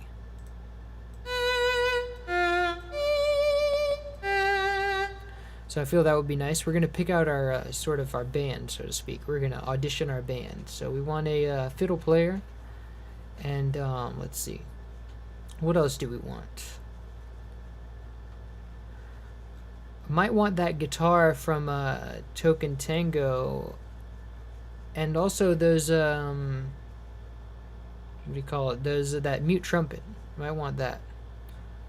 But let's see. So let me go grab the mute trumpet. I'm just gonna like throw everything at the wall and see what we use. So here's that. Here's the mute trumpet. Saxes, not so much. Saxes weren't used that much in tango, as I understand it. Actual tango, not token tango. Token tango isn't tango, by the way. It's swing.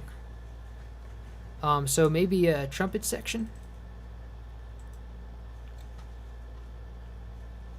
And this we're going to want to change to channel 3.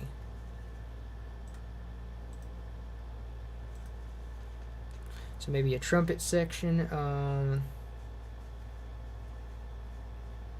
Maybe a trombone, and which was a lot of times what was used as a trombone was the actual DK1 trumpet sound.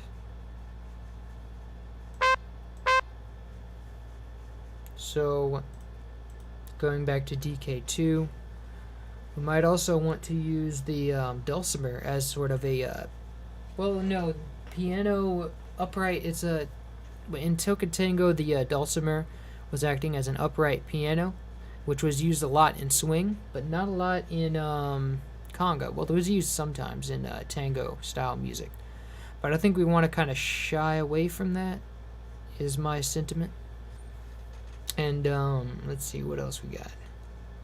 We want to shy away from saxes. We want to shy away from upright piano, but we do want trumpet. Trumpet's going to be very good for this. The DK2 unmuted trumpet.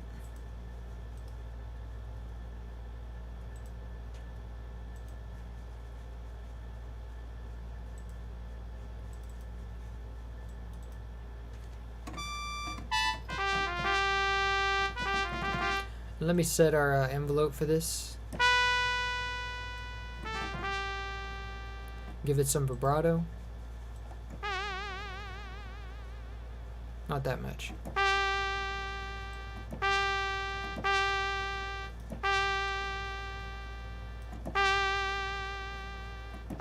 Give it kind of a lot because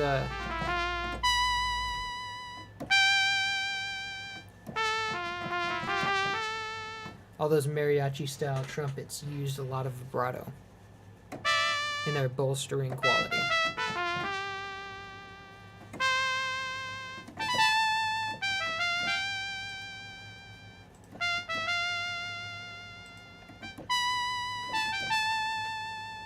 Why is this still here? I don't need this.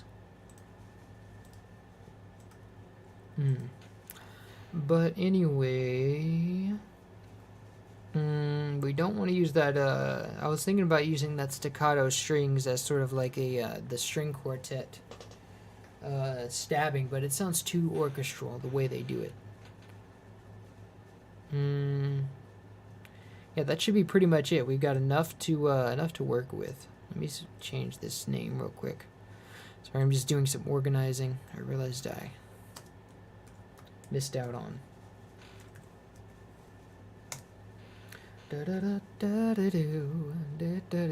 Yeah, we did. So we definitely might want some alto sax. I don't know, just in case, because we know Dave played alto, so he might have put something in this.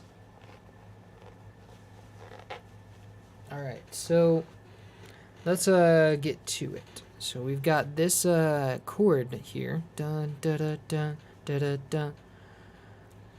And so, really, this is going to be where all our band bolsters out with us. So we're going to push as many voices as we can. So let's clone this, rename it Harmony. And let's say I want to start with the mute trumpet. And we definitely don't want the... Actually, let's just mute the marimba for now.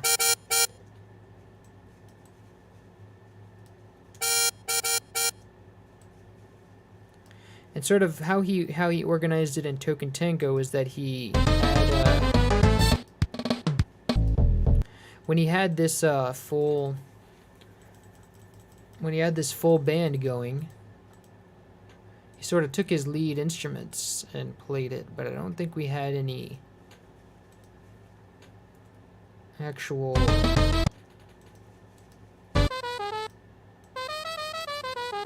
got the trumpet going.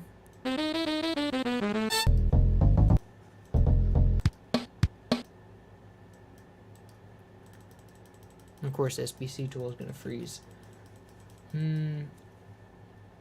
Are you black? Hi, are you black or white man? Negative. I'm a meat popsicle. I'm actually Italian, if for those that are wondering. Part Italian.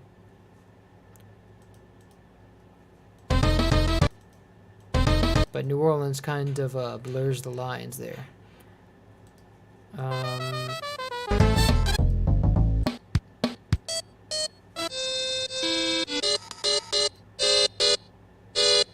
So we were able to have all three as a chord for this one. For the main body of this.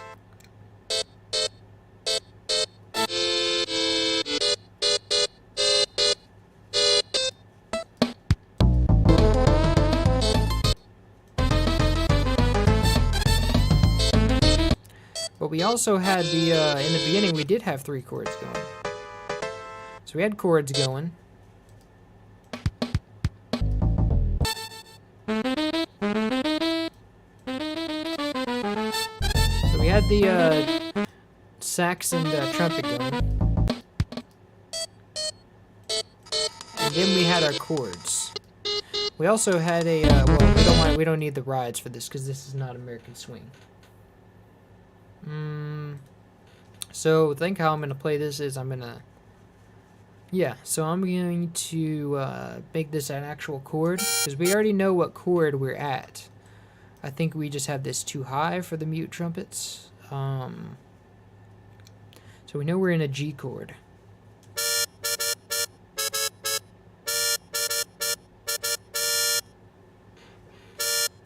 And I want to put a...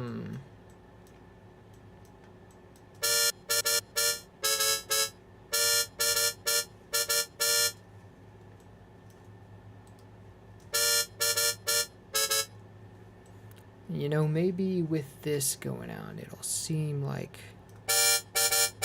Not still too high.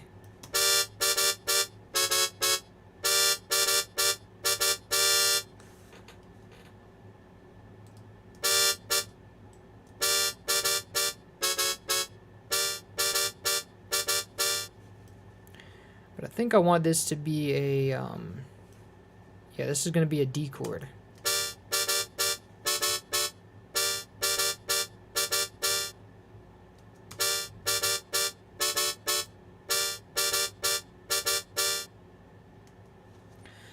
So now that's the chords there, and I think we have some chords at the end. I think I'm gonna have the mute trumpets play those.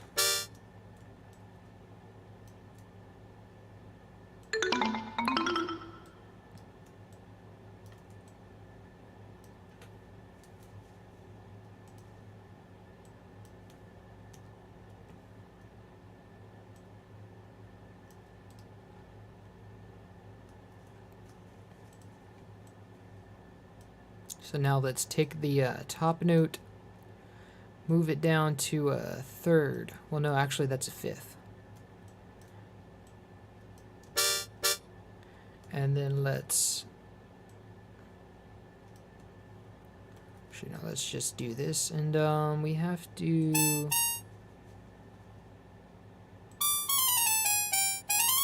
We don't want the trumpets going that high, so stop it down an octave.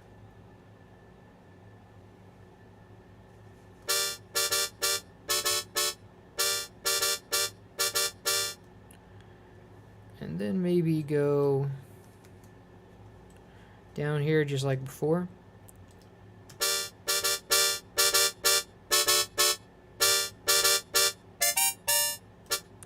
So let's see, again, we don't want to be going that high, so see, what's kind of the theme here? We're going A sharp. We're just climbing up the 1 chord again. So this would obviously be the highest note. Well, no, that's too high. So the G would be the highest note because we want to hit a G anyway at the top.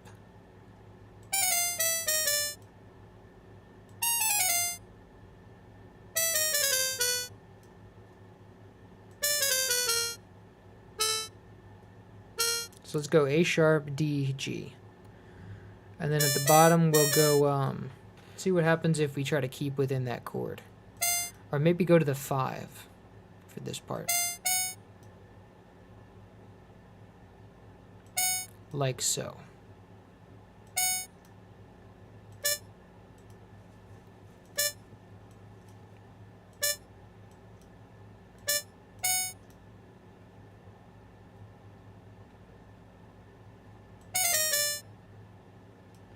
So we want to kind of climb up the ladder here, 1 step. Actually, let's start lower than that and go down here to D, start on D, and then go back up to our regular voicing. And then here we'll climb up, end up climbing up 1.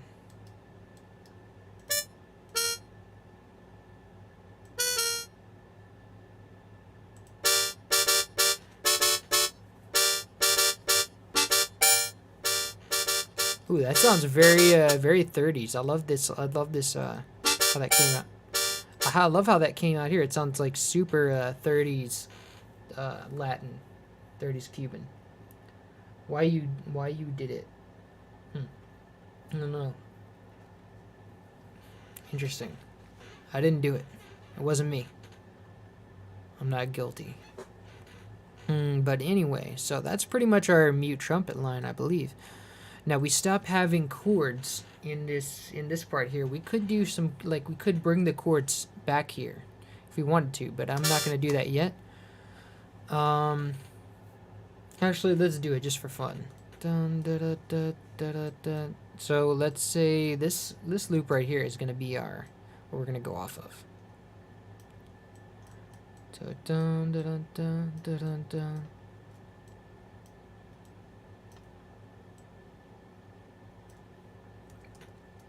And then we go down to D, but we try to keep our voicing as much as possible.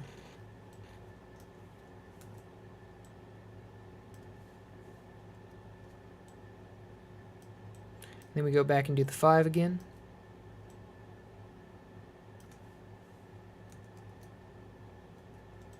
And then that's our sort of harmony loop right here. Actually, no, we took the wrong loop.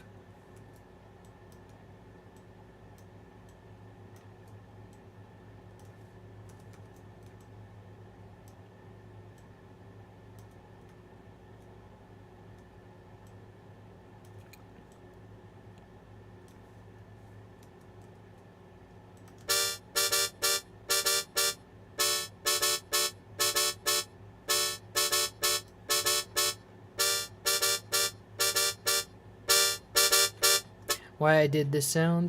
Because it's a mute trumpet, and it's very indicative of Cuban music, which is this style of music, tango. It's also used in token tango, so it's proven, you know, David Wise's kind of thing.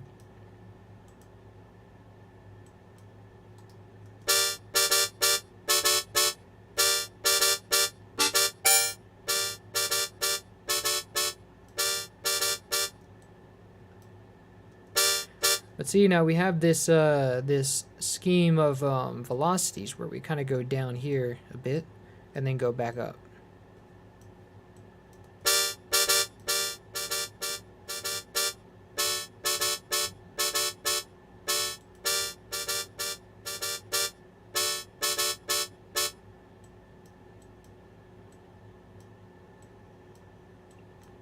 And I'm not going to do that for the whole thing. I'm just going to copy these again.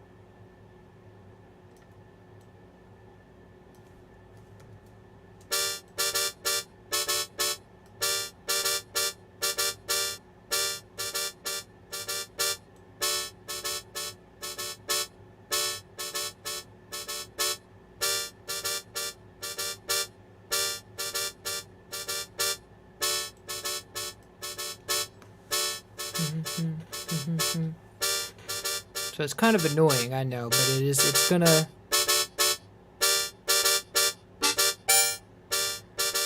So, but it's kind of gonna go, it's gonna all come first full circle when you hear it in the full mix. The other sounds are gonna kind of alleviate that.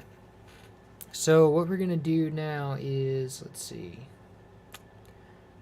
Yeah, that's pretty much the harmony. So what we want to do is, there's an ostinato here. That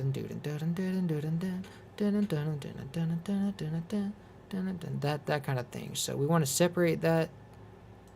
Let's just copy it here.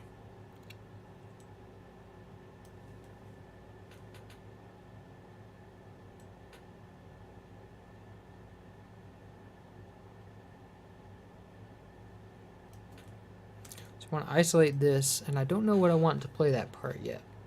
So we got a trumpet, definitely not the trumpet or the sax, maybe the violin.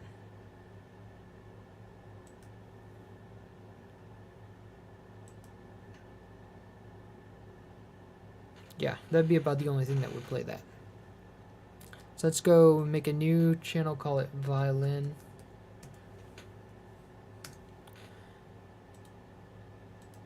We want to be in the second channel, I think it was, that I put that at. Oh yeah, that sounds so good. Yeah, perfect.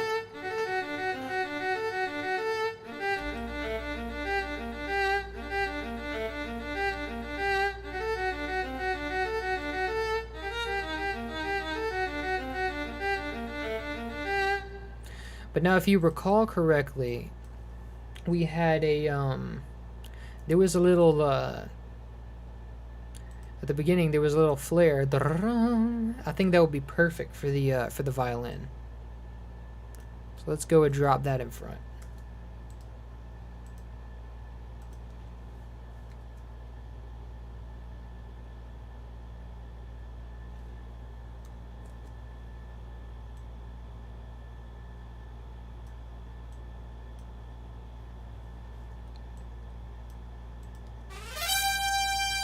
Ooh, that sounds good too. Well, I'm gonna have to keep that for later, but for now, I want this to be played by the violin.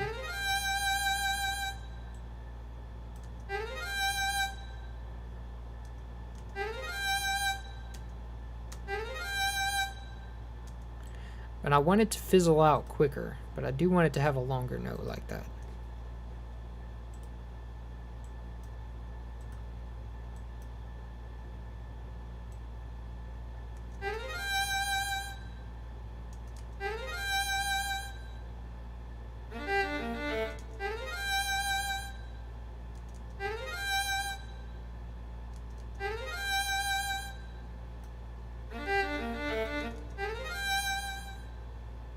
There we go.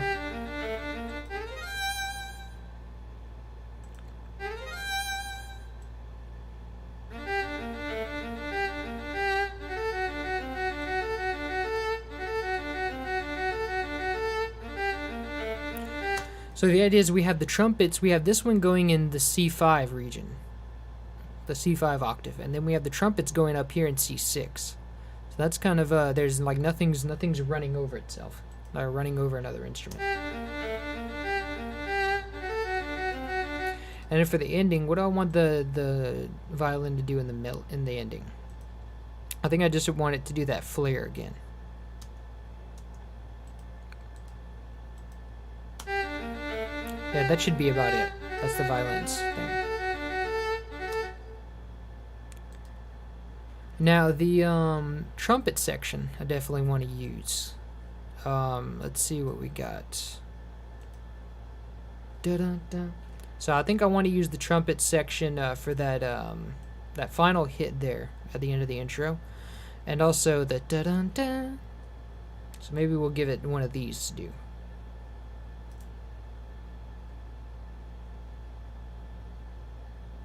But I only want it to have one line, because that's going to take up too many places. So let's go find first empty, call it a trumpet section.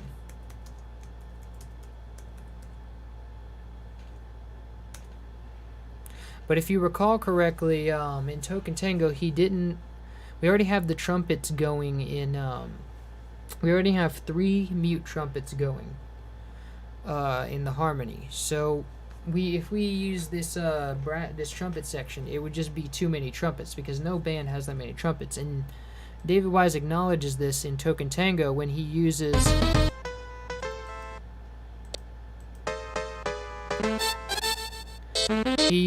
the upright piano as the harmony instead of the mute trumpets alongside the brass. And then that's when he comes in with the mute trumpets. And he never uses the trumpet section at the same time as the mute trumpets. That's because we don't want to act like we have enough trumpets in our jazz, like that many trumpets in our jazz band. So what I'm gonna do, is I'm gonna go through with what the mute trumpets were doing.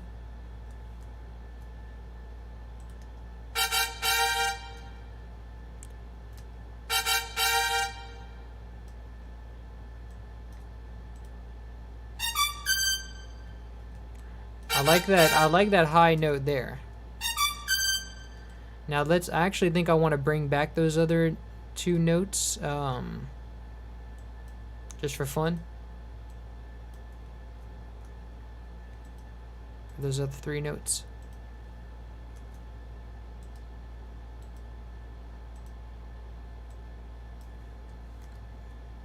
Kind of just throw everything at the wall and see what sticks. I think I missed one.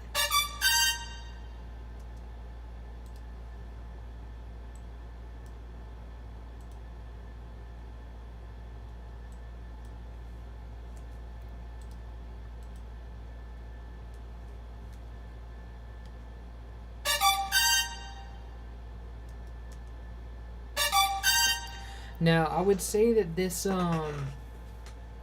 line here uses two channels, but in DK2, this patch was played by an octave. Like, he had actually like baked the octave, like the sample was this, not this.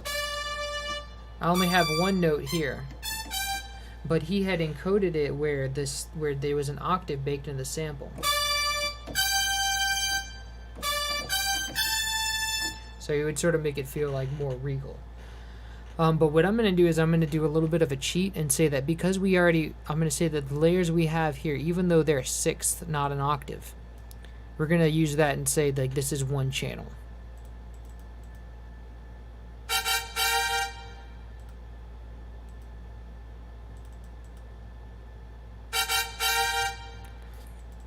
And so to avoid the brass section thing with having too many brass, I might actually bring the upright piano into this, because some of those bands did have in the 30s did have a an upright piano in it.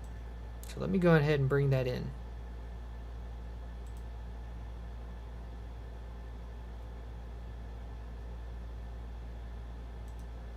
And I'm going to say that just like in Token Tango, during the intro, we have, for the harmony, the upright piano.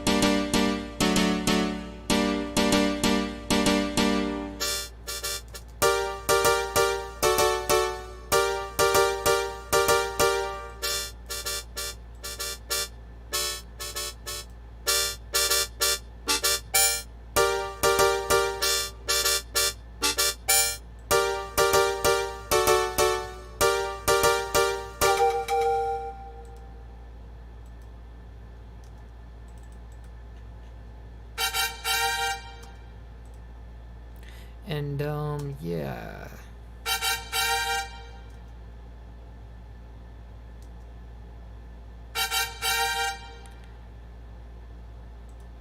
I think here's that note I forgot to copy. But I'm gonna go ahead and say maybe we put this in with the mute trumpets. Actually, no, we put that trumpet section back.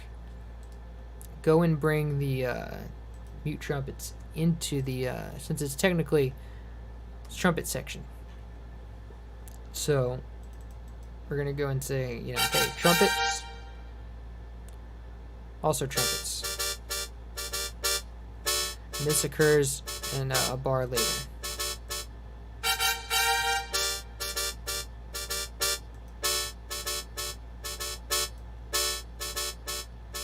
Which means that no longer can we do this.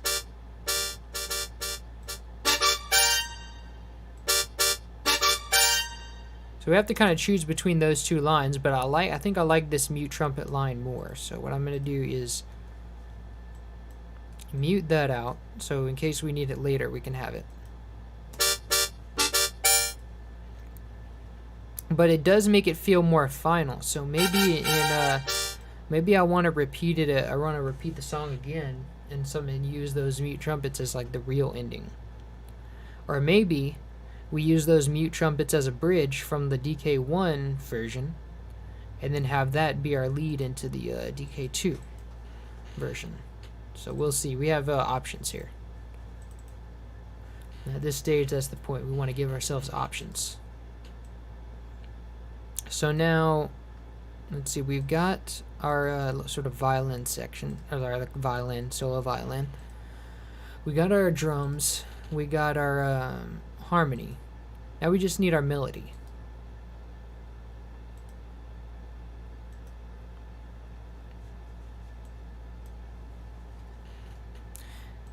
And also, part of the melody is that I want this line to be played with it. So actually, let me go grab it from the marimba.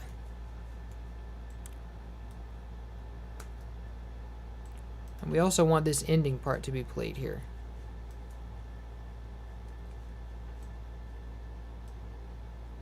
Oops.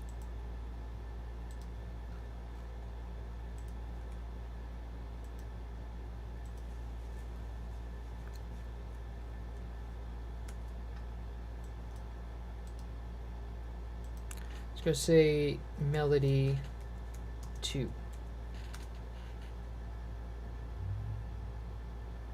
I'm going to say that in the beginning we want... which one?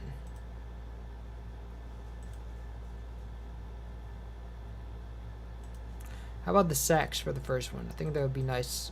Or the trumpet. Well, then no, let's make the trumpet version 2. Because I like the idea of coming in with a sax.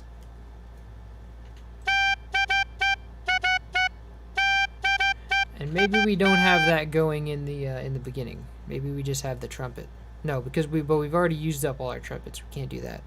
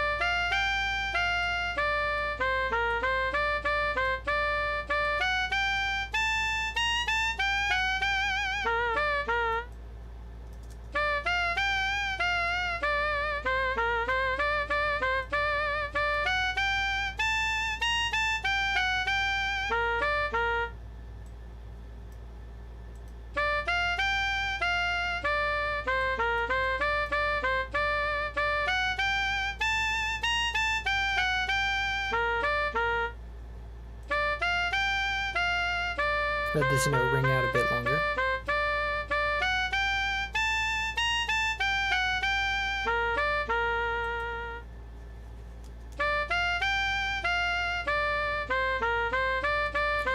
let's give this a mixer track and give it a delay, as well as reverb.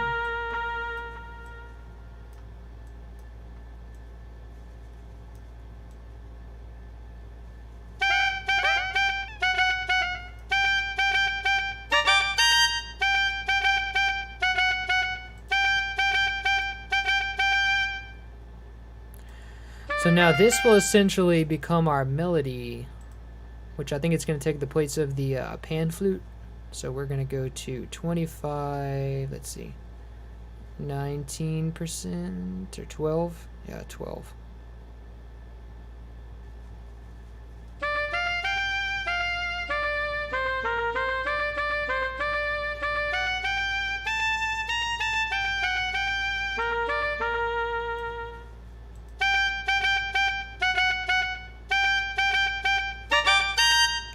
Now, obviously, we don't want all that. We only want one alto sax here. So let's just do that.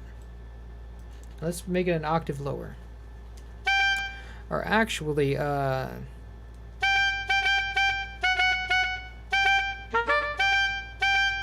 like that.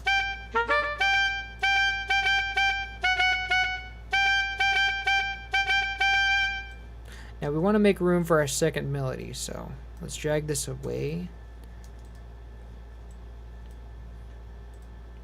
And let's see, for our second one, I'm going to use the trumpet.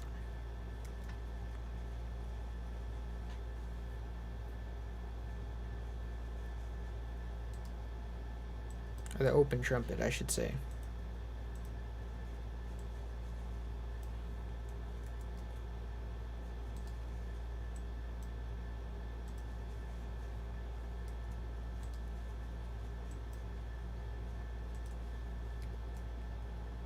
Why is it not copying?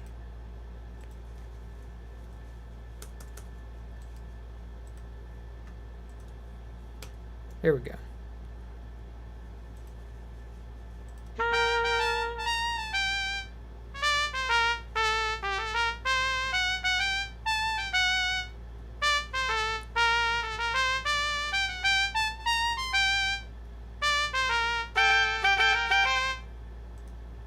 Drag it down more still.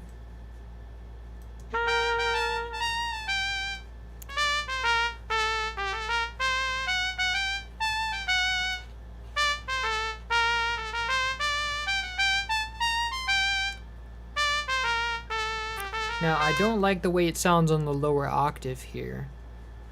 And this is really an opportunity to do a call and response kind of thing, like how they did in Sticker Brush Symphony, where the sax was like da da da da dum, and then the mute trumpet took over with da da da da dum da da. Sort of switched instruments between phrases.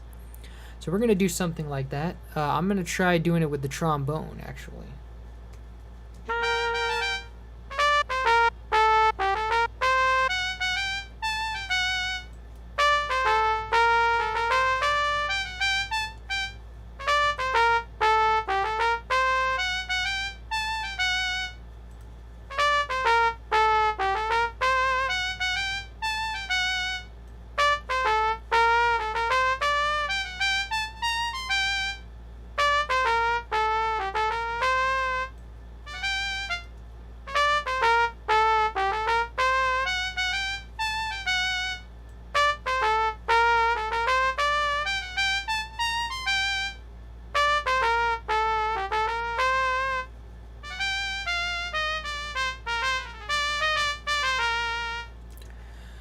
And so that sounds pretty good. I think I want to do a thing at the end where they both kind of do the same line. They both kind of like come together and do the same line.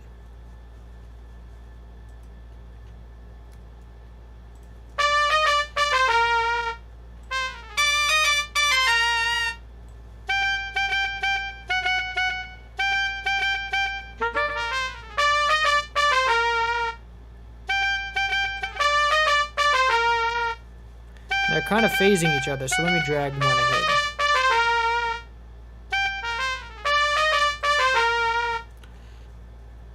Actually, let me make this lower an octave.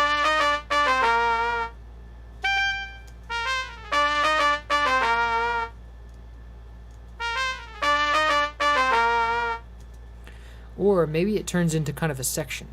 Maybe it just goes, you know. We go to the trumpet section and do.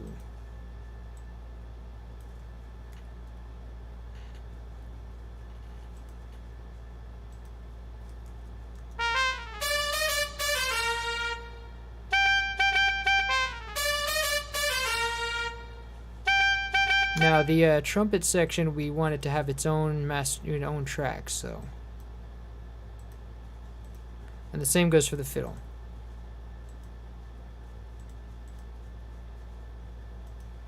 So we want to say that it's going to have its own master track. This one's going to go to plugin out 2 and 3, or no, 3 and 4. This one's going to go to 4 and 5, and the reason why there's 2 outputs is because it's a stereo track, so you have to give it 2 channels to go out. Now we're going to go, see here's 1 and 2 right here. We're going to send it to, here's the original contact one, we have to go +2. Then we have to do +3 for the next one. This is our trumpet section.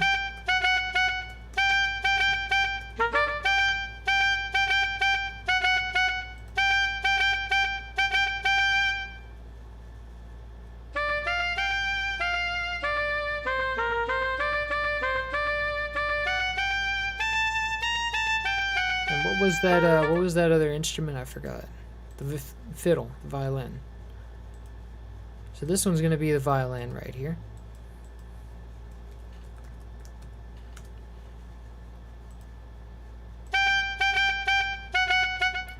Now, but I don't like the idea of having the trombone play together and the trombone and the trumpet play together because they're too close in sound. So I kind of want something with a different sound. Maybe the piano. We haven't given the piano a time to shine, and since the trumpets are kind of going under it, we might give it a chance to shine here.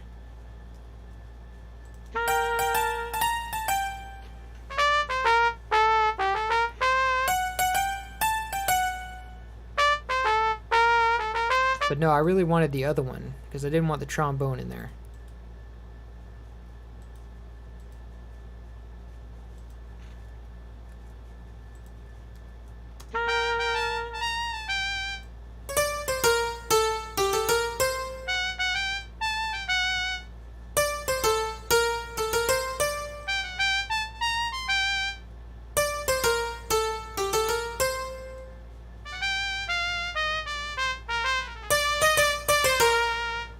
Nice.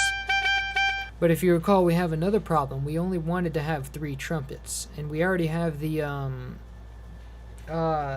mute trumpets going under this, so I have an idea for that as well. What we can do is, let's see, we can go to the part where they all play, and then change, and then when the piano is playing, we have the mute trumpets going, and then when the lead trumpet is playing, we have the piano going. So it's kind of a call and response with the harmony as well. Harmony switches out as the melody needs. Sup, saying hello from Brazil. Hello, forgot what they say down there. Bom dia, I think. Yeah, for Brazil, I think is bom dia. Correct me if I'm wrong. Yes, so anyway, which means that I'm not really sure. I think for the first part of the thing, we had the whole thing with the violin going. That's for this section right here. Then we have that other melody come in, and then that's really it. Which means that we have to change we already have it repeating once, so it doesn't matter. So we have the piano going here, so we can keep the mute trumpets. Then we have the lead trumpet coming in. Then it switches like so. And then what I'm going to do is take out the mute trumpet, like one of the lines of the mute trumpet, to make a way for, like, believe that we still have only 3 trumpets.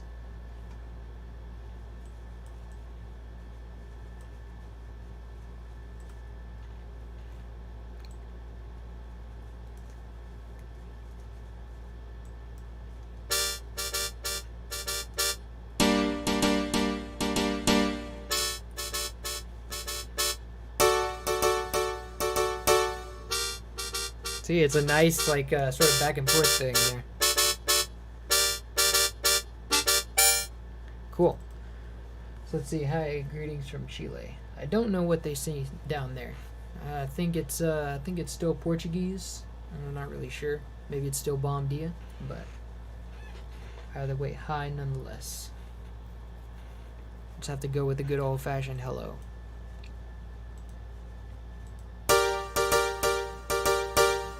So still, that sounds good. I like that.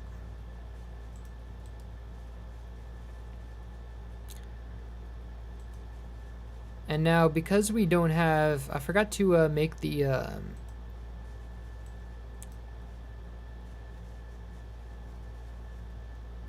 think what I want to do is for the beginning, just like Token Tango, we do dun dun dun dun dun. But I still want to keep this trumpet ending here. But we can sort of change it up and have the piano do this bit here. And then have the piano also do that bit in the beginning.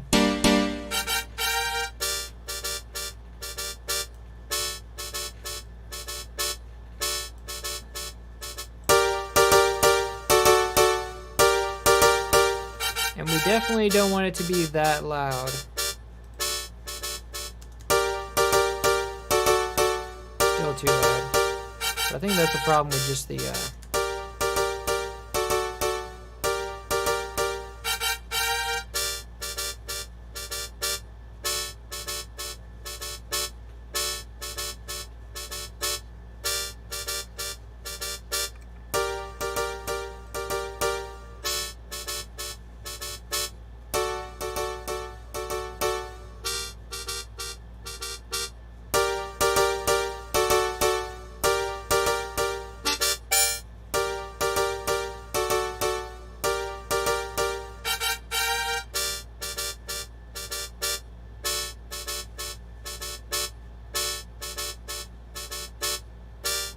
So that's cool. I like that. Now for our melodies, I think we pretty much finished the melodies. No, that's the melody 2, 1. So we need another instrument to go with the sort of bombasticness here, because we have 3 in the harmony, 4 in the bass, and 6 in the drums at this point. We can still have two leads going. So let's go and say, which instrument do we want to play this and play with this ending here?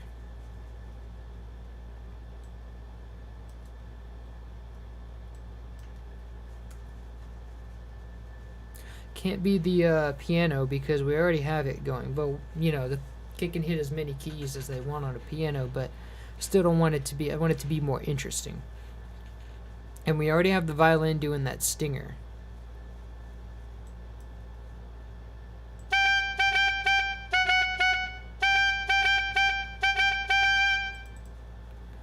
So what's going to play alongside the sax here?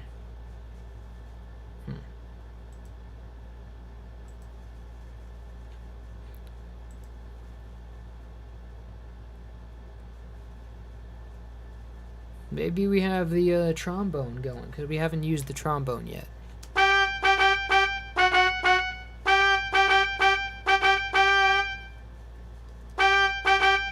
But I sort of like the idea of the violin playing all the way through. So maybe we give it to the violin around and cut around the sort of thing right here. So we have it going down.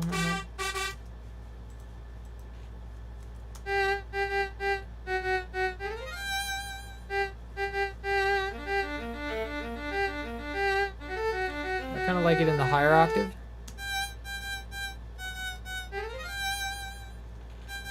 Maybe not.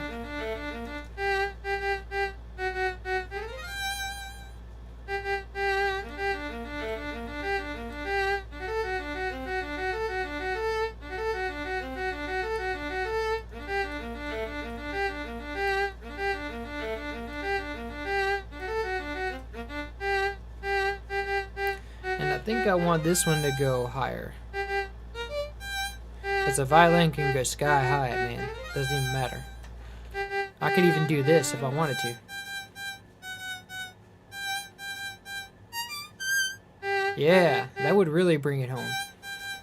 If we had it going up an octave.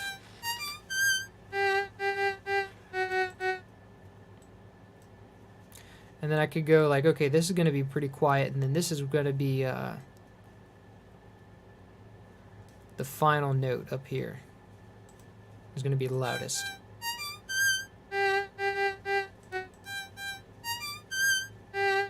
Beautiful.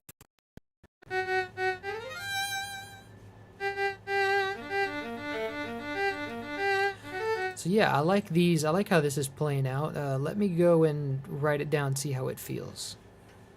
So.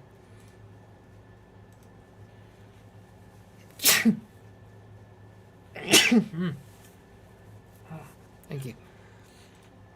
So we got our beat. Let's go bring it down, bring it up here. We got our dun da da dun.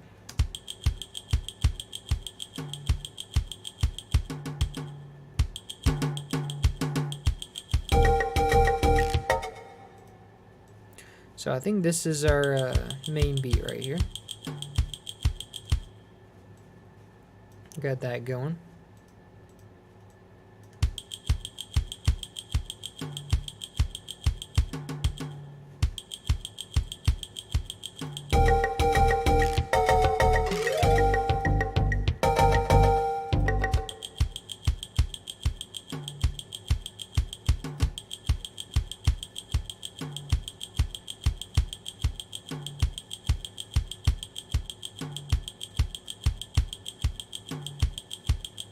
And then we're going to have the ending somewhere here.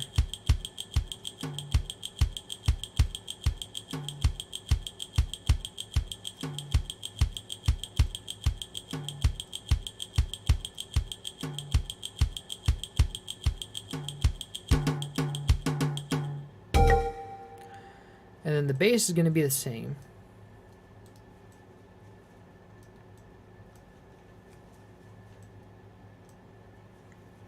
So we can kind of use that as measurement.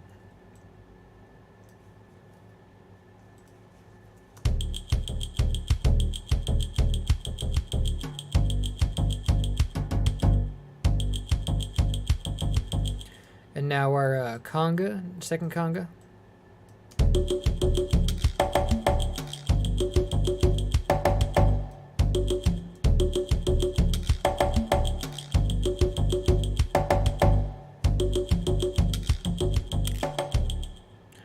I think this is the one we want to start right off the bat.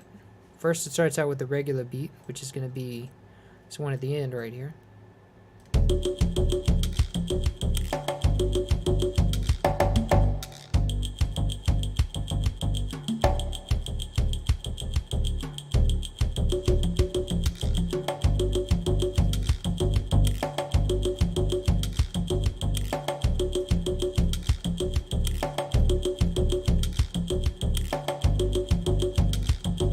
Sounding good already. Sounding like true DK2 fashion. So now we want our harmony trumpet section, which has become really just harmony.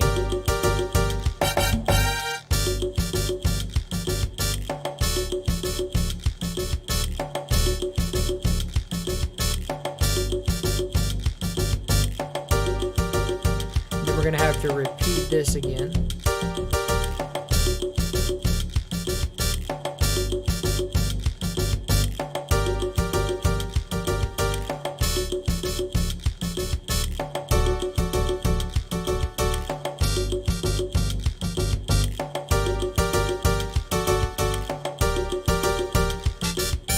That's not the end. What was the rest here? Oh, I think there was like 2 of these.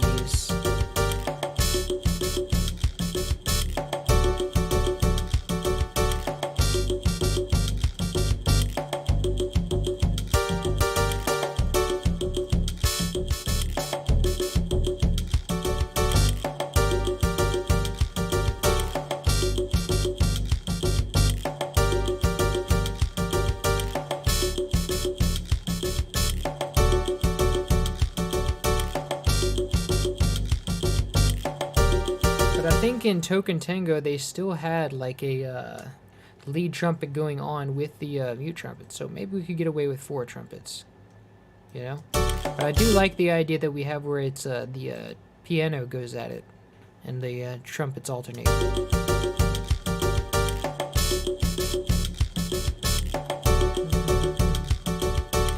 John Smith, I like that name. John Smith. Do we have a Jane Doe in here?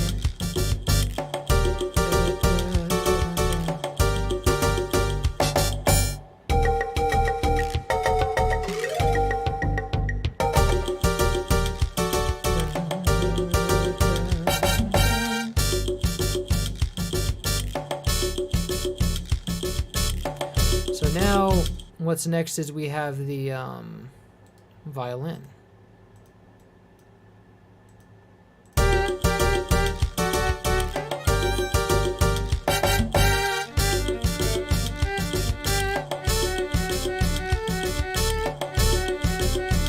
And the trumpet, that brass really shouldn't be there. Wait, no, it is in the, or is it? Oh, I think I just forgot to change it to that.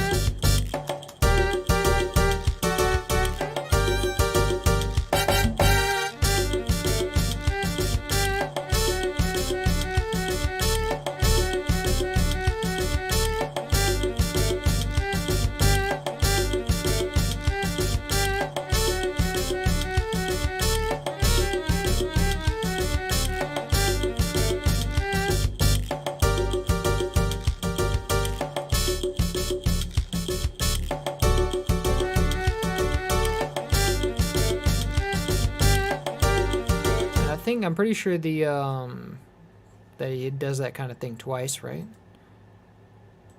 Oh, but it doesn't show it except for that first time. Because it does it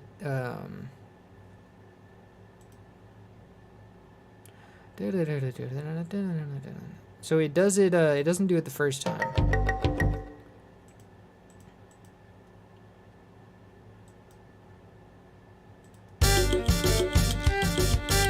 Okay, yeah, that's right, but it does do it the second time.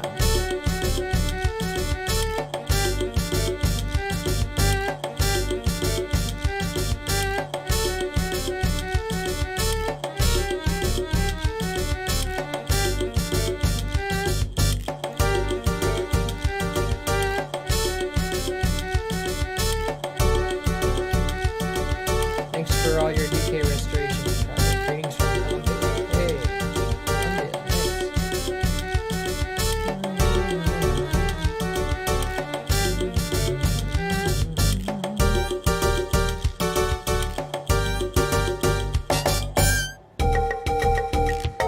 cool, and then we can kind of make sure that this plays out.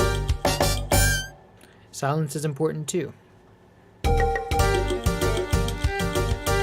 So, yeah, that pretty much sounds good. Let's do a channel count. So we got 1, 2, 3, 4, 5, 6, 7, and then we have 8 will be this. So we've already got 7. So that means we can't even have echoes on our lead synth. Is that right? So we have 1, 2, 3, 4, 5, 6, 7. Oh, we only have 7. I miscounted. Wait, no, that was, I did count right, but we only had, the 8th one's gonna be our, it's gonna be too much to have echoes. And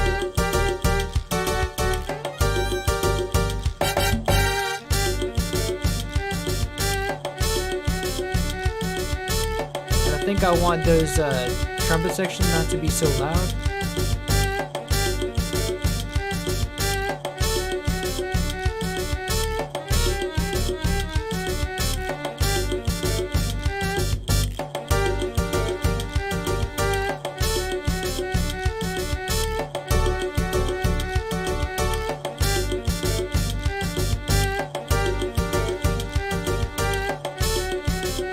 So here's what I'm thinking. So since we can't do, I know David always does echoes on the lead. So what I'm thinking is like the original didn't have that violin going all the time. So maybe since we have the harmony, we don't really need that violin going all the time. Maybe we can have it cut out just as it does in the actual song that he wrote. So here's what I'm thinking. Go melody. Plays just as normal, and then we have that melody going on, but this one is the one we can't have echoes on because that's pushing 8.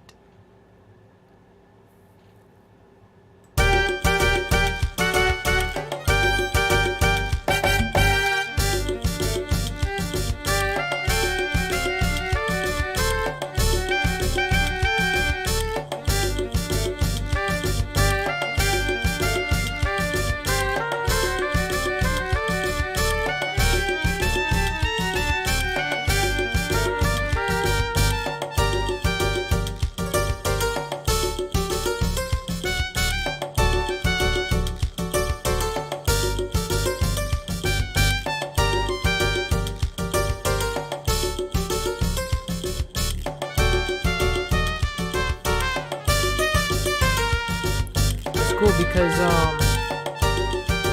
that trumpet there really needs an echo on it. It's really lacking it. But that might just be because I didn't give it a.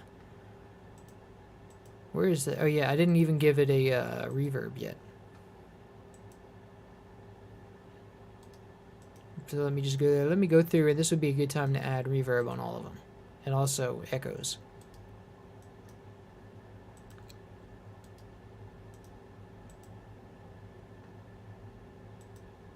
This would be called percussion.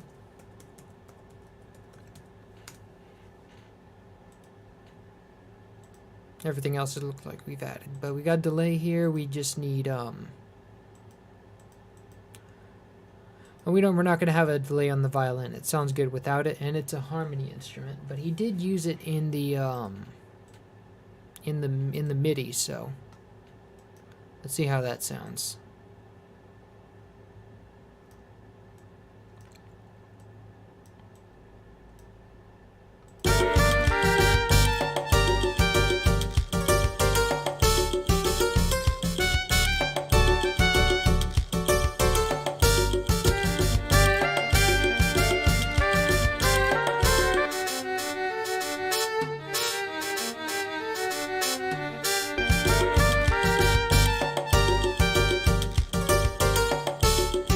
Kind of like the idea of it starting out where it doesn't have any echoes because it's just like boom, boom, boom, boom, boom, boom, boom, and the echoes, the delay would kind of ruin that a bit. So let me go and say during the violin, during the intro.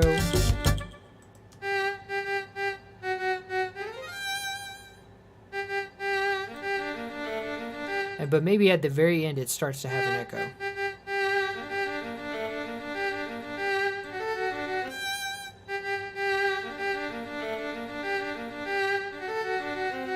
There we go. I like that.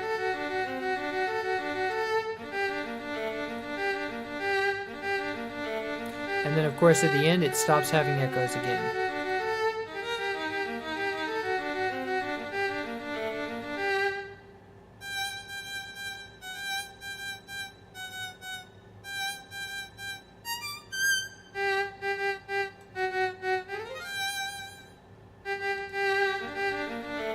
Cool. I like that.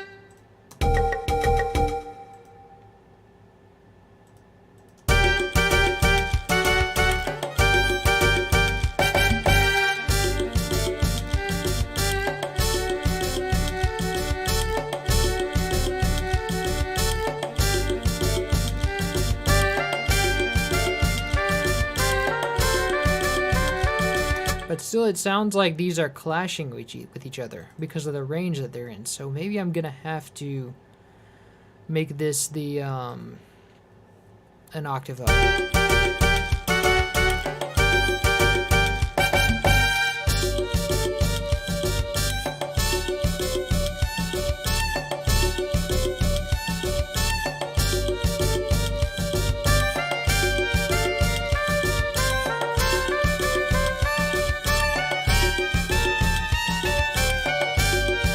That sounds better.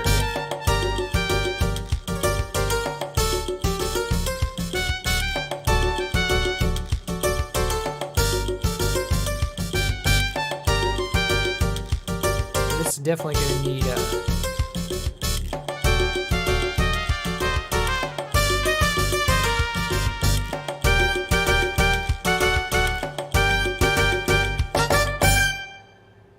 yeah, perfect ending.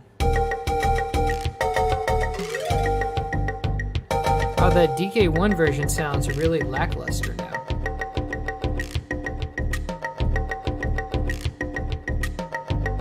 But it's not doing the marimba anymore. Maybe that's why. Huh. Oh yeah, because I muted it.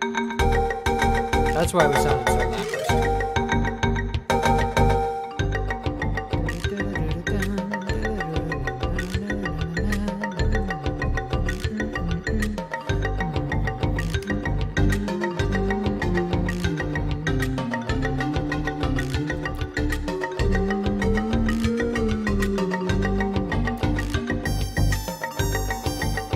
Sounds dry because we haven't done mixing yet. So once we do mixing, it's gonna sound a lot better, a lot more involved instead of pop.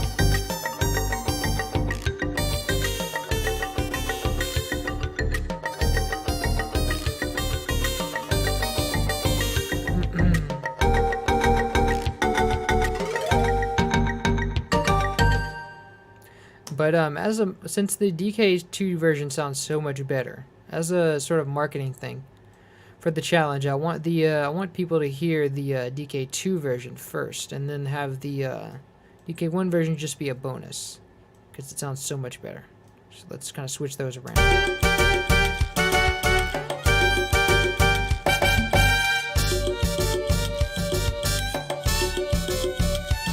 Now, but the violin, it's sort of flowy. It has too much attack. So let's kind of because the sort of Cuban violins were always very staccato-y, or like I think sforzando is the word. They sort of basically they had a sharp attack.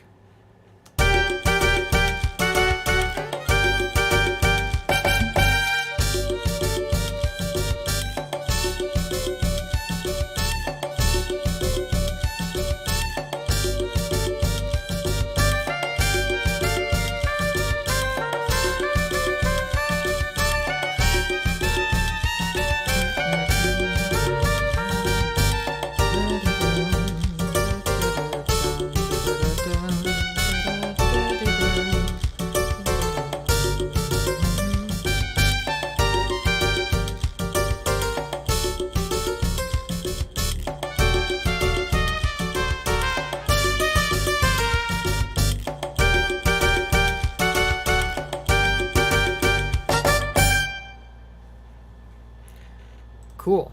Yeah, I like that. I think I've been thinking about a name for this. So I think I'm gonna call it Actually Tango, because remember it's a lot like, used a lot of the same instruments as Token Tango, but Token Tango wasn't actually tango, it was swing. So maybe I'll call this Actually Tango,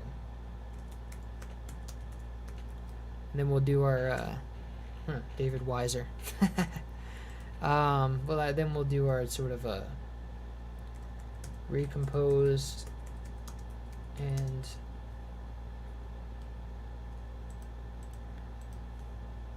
recomposed by Jam and Sam.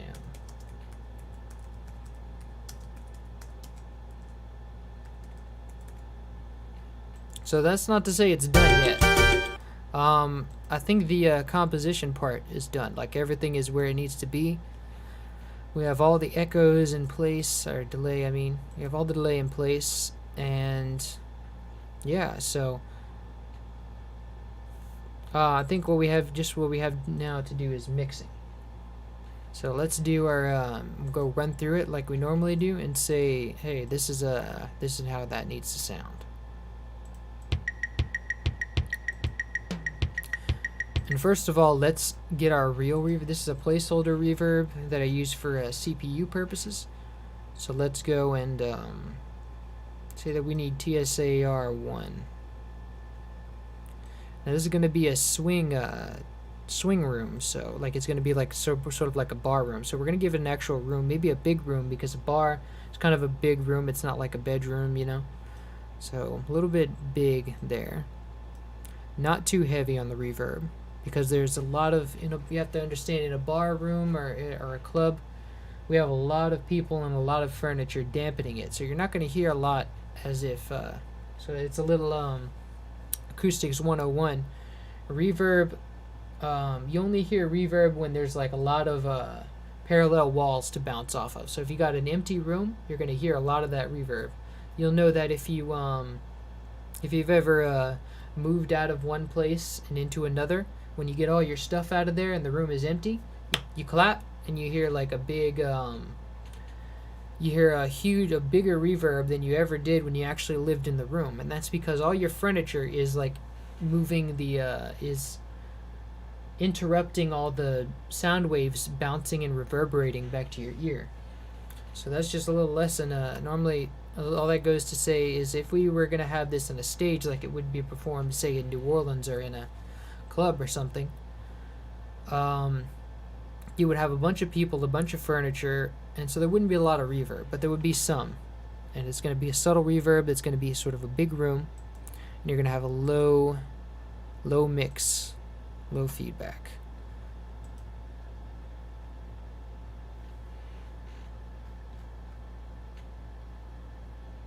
And keep it right there.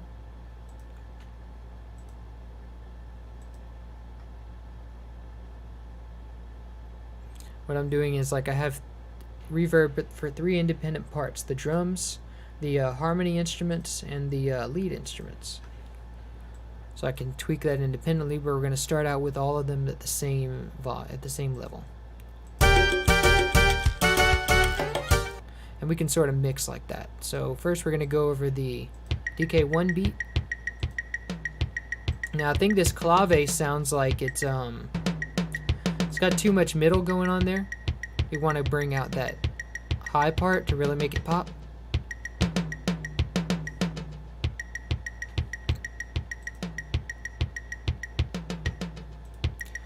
And as always, we want our kick to peak at 6. Almost there.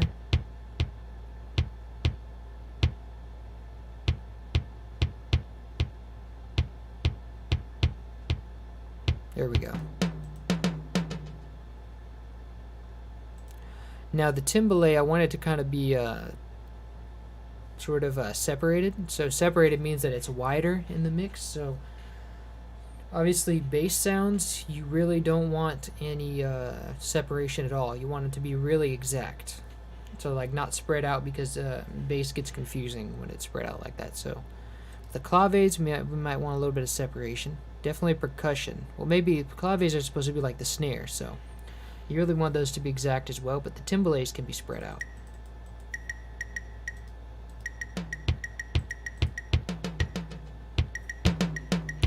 And I want those to have some reverb as well. Yeah, it really sounds really good with that reverb like that.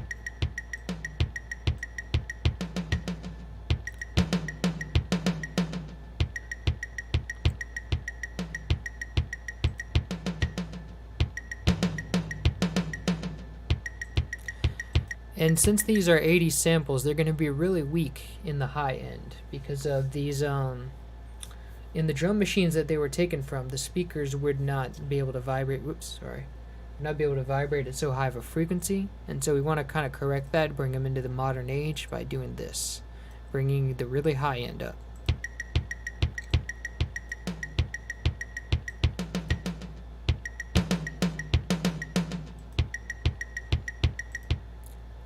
And for all of these, I think I'm going to want some saturation, just to really bring it into the 21st century.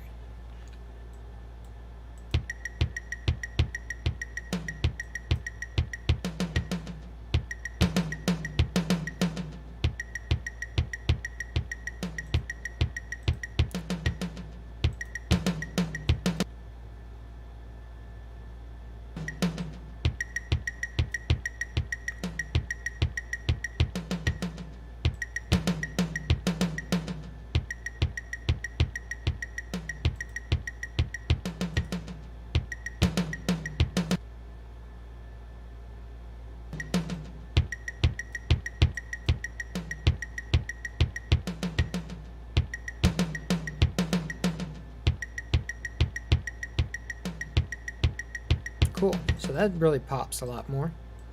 Now let's see the second beat.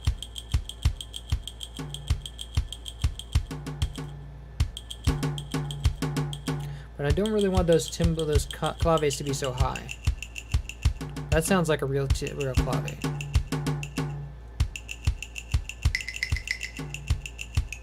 Actually, I like them down here.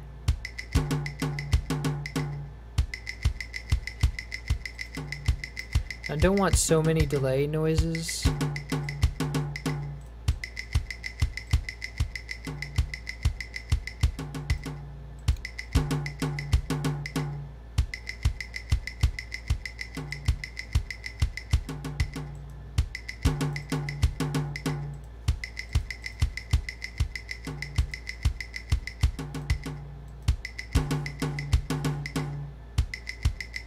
And separate this a bit.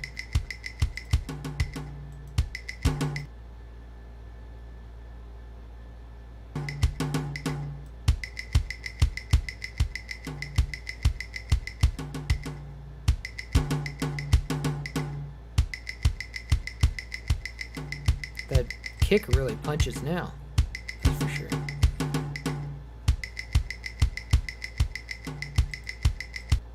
Let's do the same with this. Let's give it a little more punch up here.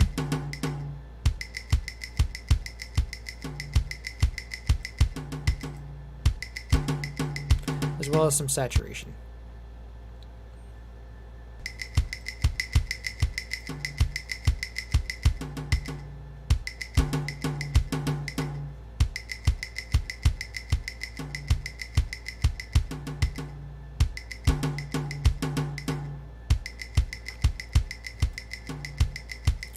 Cool. Now our bass.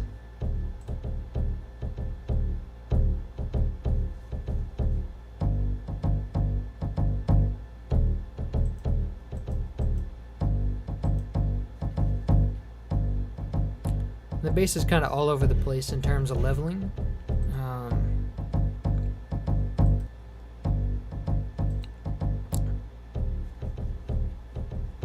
But we want to kind of keep it where it is. Maybe a little bit of saturation.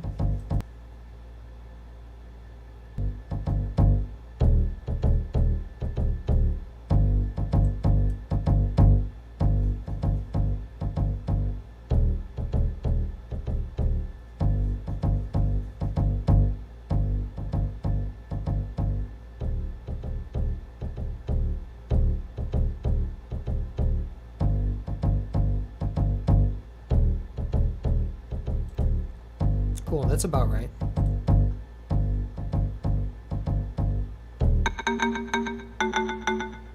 Now this one we want to have really separated because it's chords. So we want it to be really wide. And we want to bring up the highs a bit.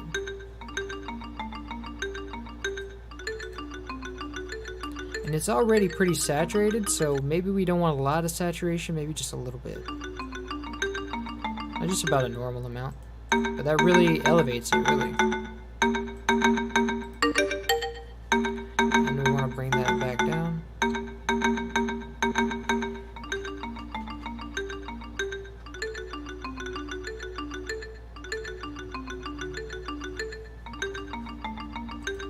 This we can delete here because we're not even using it.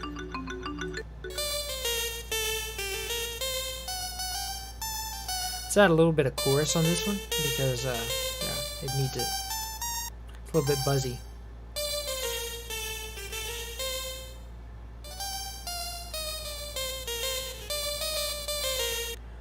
And we actually want to cut down on those highs a little bit.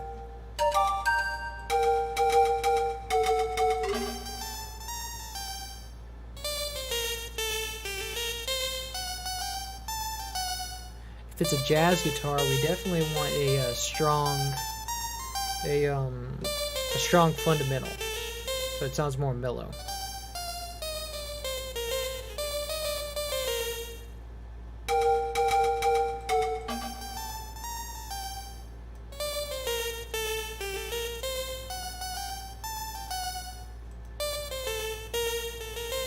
And then some saturation to top it off.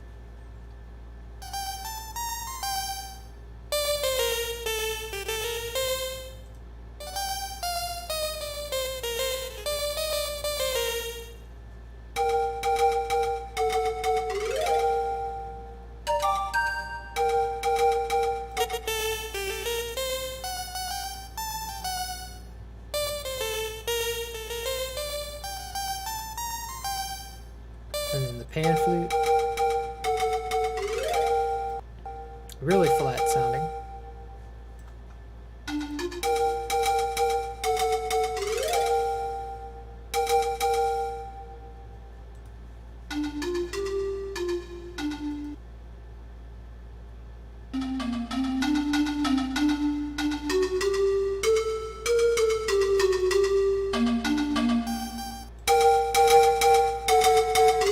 Too much saturation.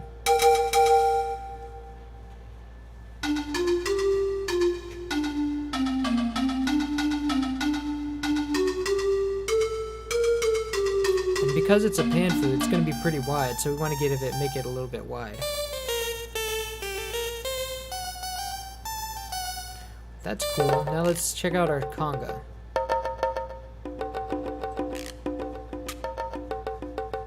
Definitely want this to be separated a little bit because it's supposed to be, percussion's supposed to be pretty wide.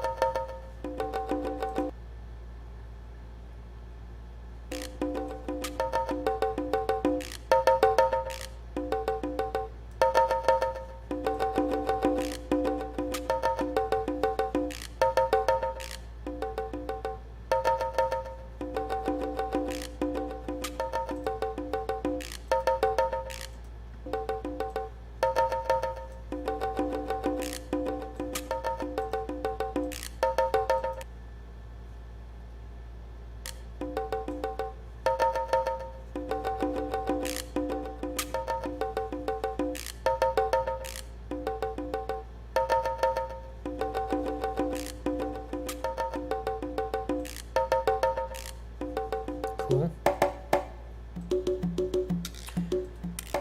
Now here's for the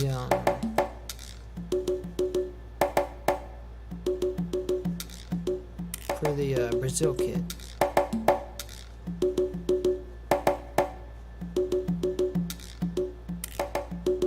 A little bit stronger stuff right here, and some saturation.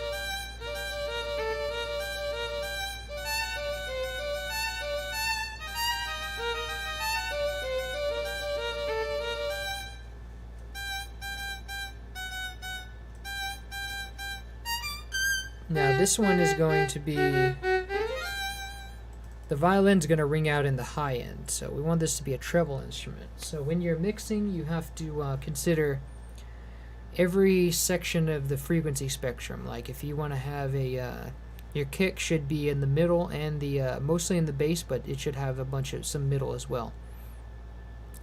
And your bass should be you should be in the bass in the middle, and then your lead instrument should be in the middle, and so that means that you're going to have to make a hole in your chords.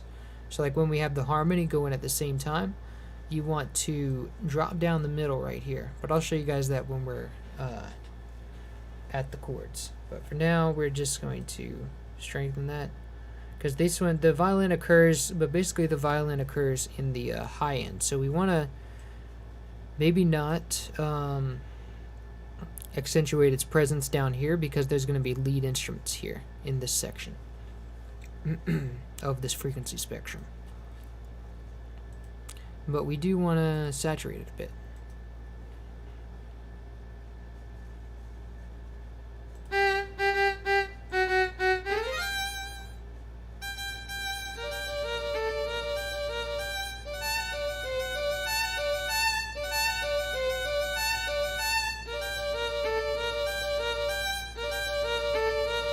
Give it quite a bit of saturation because it's pretty light.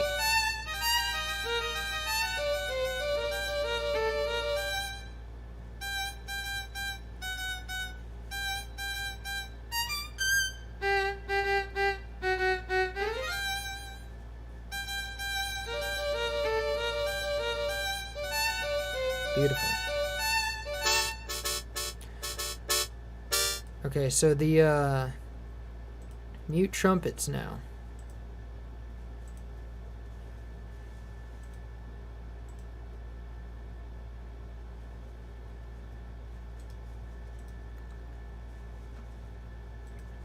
Definitely don't need to give him any more treble.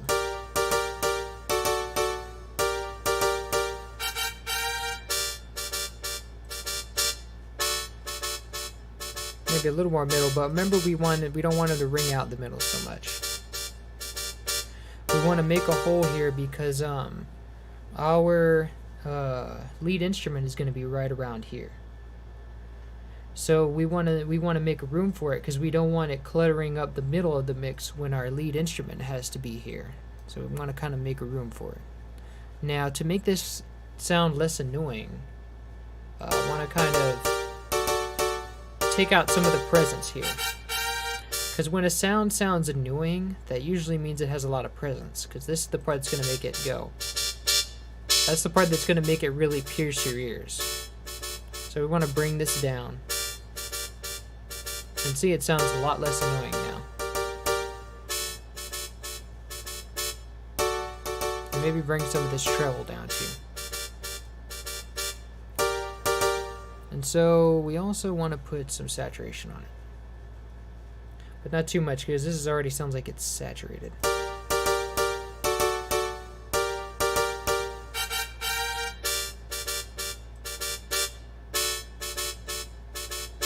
Maybe a little bit more.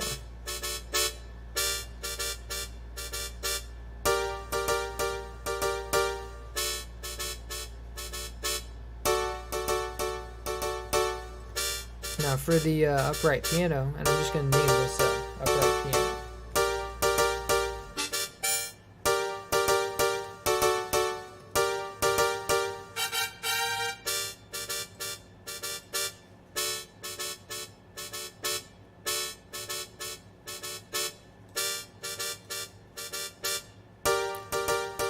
I definitely want to remove a lot of that bass in there, so that, like, including the mids.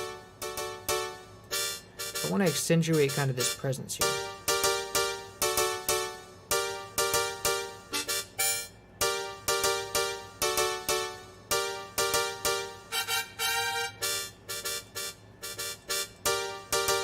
So this is sort of its part to ring out.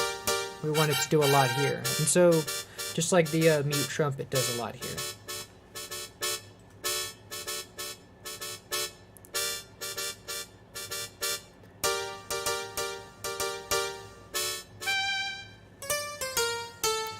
So here's our melody. Well, I forgot to saturate this one. It sounds like it's already pretty saturated, so...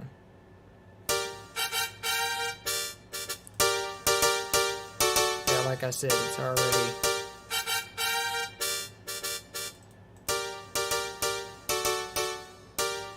and we want to give it a pretty even spread, because we want the... chords always we want them to sound wide because they want to sound like they fill the room. That's because that's their job, is to like be very filling. They're fillers.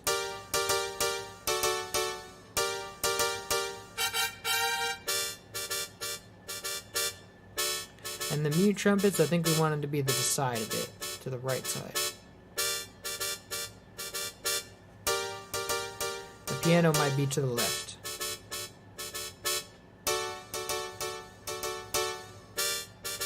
And now for the melody.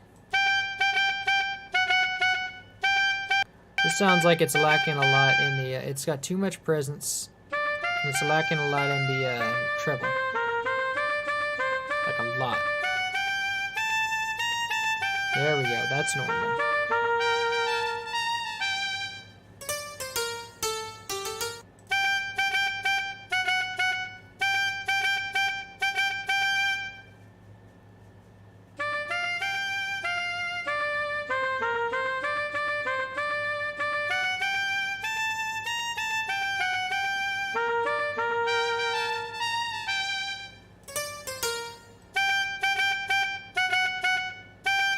That sounds pretty good. Now we just want to saturate it.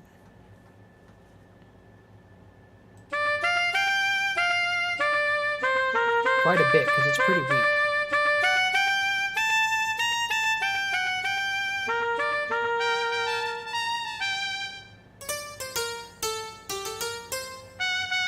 Now for this trumpet, we definitely want it to have more treble. There we go, get that squeak of the trumpet in there.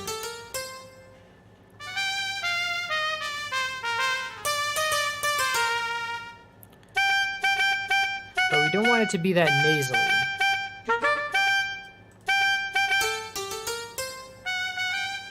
So we want to take out some of that presence in there.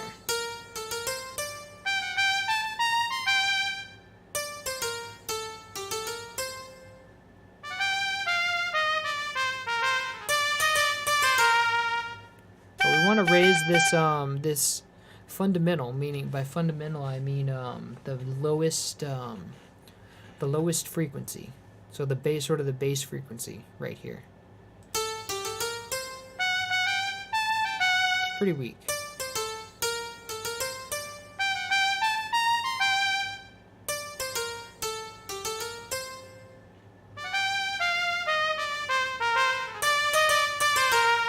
But we don't want it to be that weak because trumpet is kind of characterized by having a little bit of a weak fundamental. Yes, I am at the next stream. Hey, welcome. My boy. There you go. Alright, welcome to the stream, y'all. Let's see, where were we? So we just finished our lead instrument. I'll play the song so far for you guys in a second. Actually, this is a good stopping point to go and listen to the full one. And, well, actually, we're pretty much done with all. Yeah, we're pretty much done. Now we can listen to it in full swing and sort of tweak the mix as it goes. So you guys who are joining just now can get to hear the full mix, and we can tweak it as we go.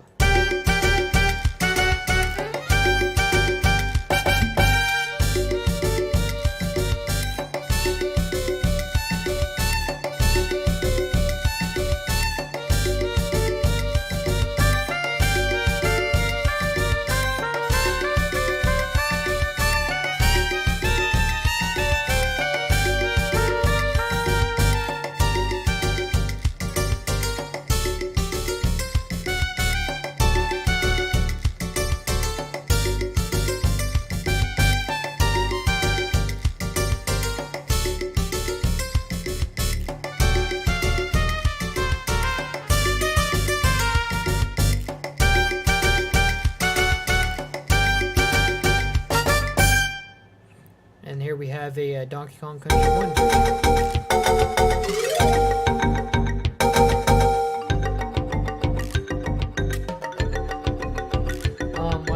Why was my comment deleted? It wasn't. YouTube probably automatically removed your comment because it had a URL. It doesn't allow you to post URLs unless you're me.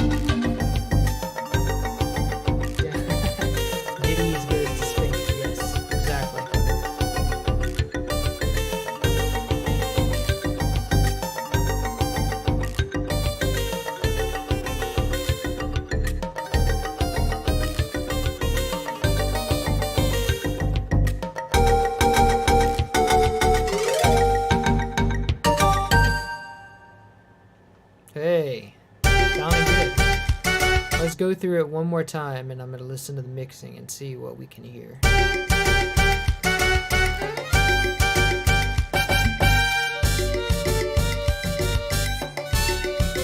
Now, one thing I noticed right off the bat is that the lead piano and the harmony piano need to be separated because, first of all, the lead's going to ring out at different frequencies, and second of all, it needs to have an echo on it. So we need another channel and another thing.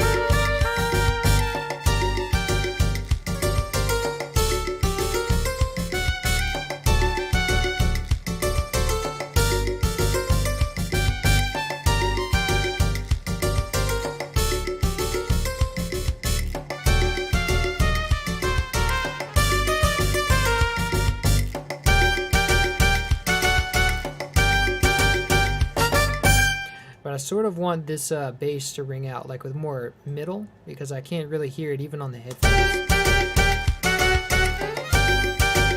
There we go. And now it's a little bit louder, so. Actually, it's still not peaking at 6, so.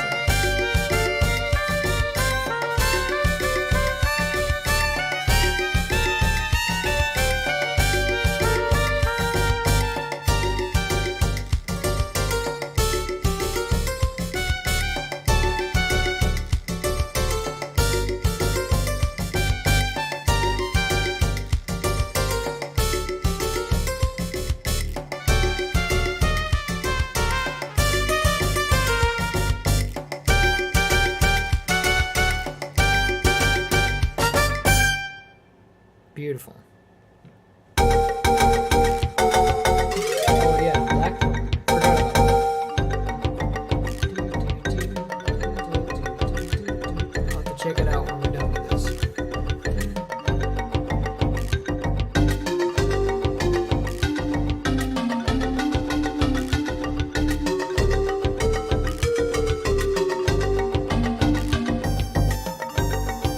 Now that jazz guitar is way too quiet. I don't know why it starts out so quiet. Does it do that in the original?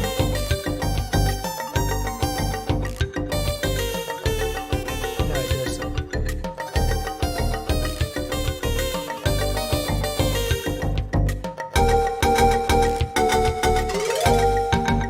Yeah, it does kind of do that, doesn't it? Wait, no, it doesn't. This is the other one.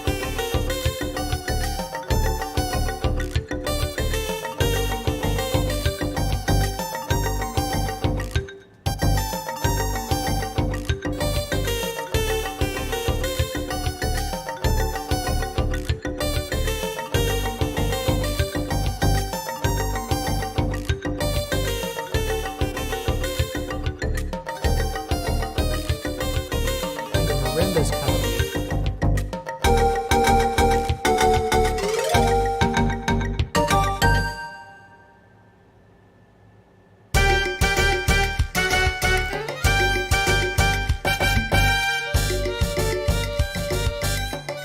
No, I definitely want the harmony.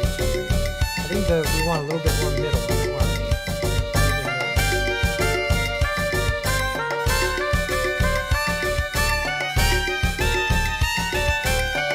Because at the beginning, it sort of sounds weak in the middle. Oh, there we go.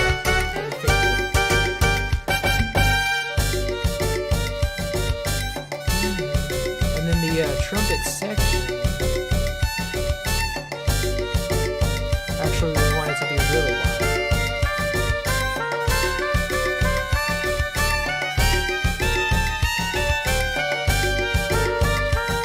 And I think I want more middle here.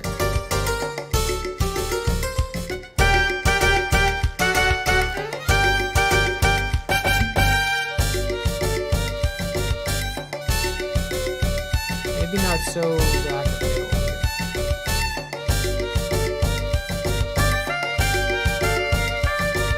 That's perfect.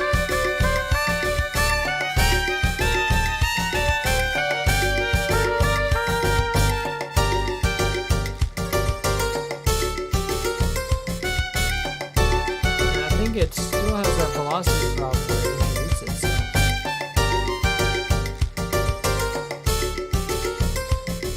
Ah, here we go.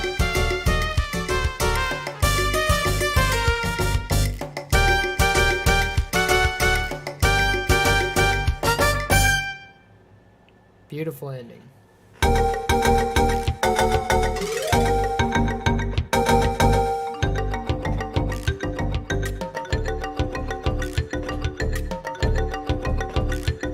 Now let's go to mastering then, to make sure nothing is too loud.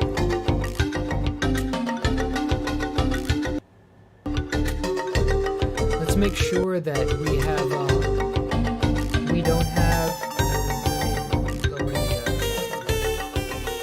let's make sure that we don't have too much, we don't have any supersonic or subsonic frequencies, meaning that we don't want it to go too high. We don't want anything really high. We don't want anything really low either.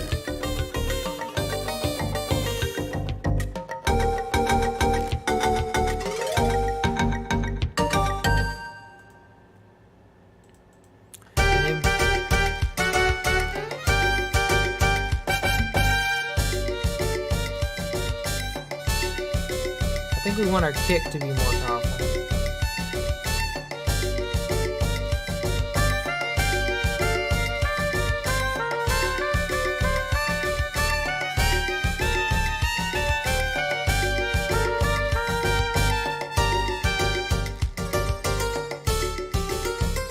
And we'll give it that punch in the roll.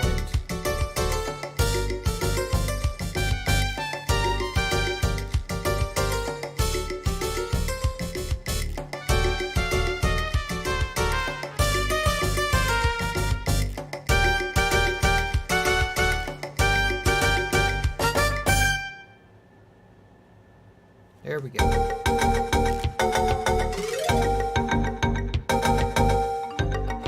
I think that pan flute is still too loud.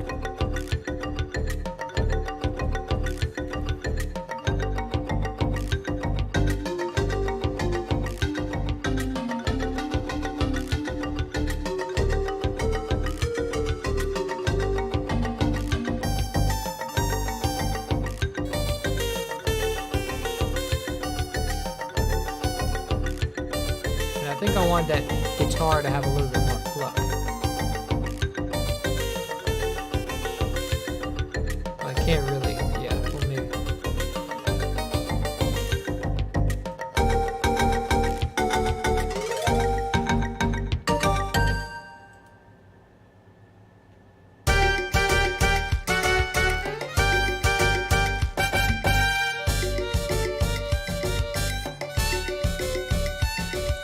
Something's too loud here. I think it's that sax.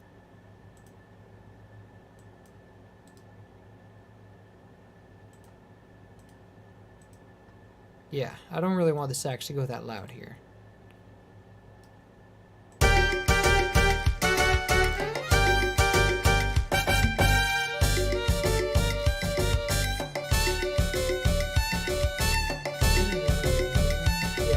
This version sounds better.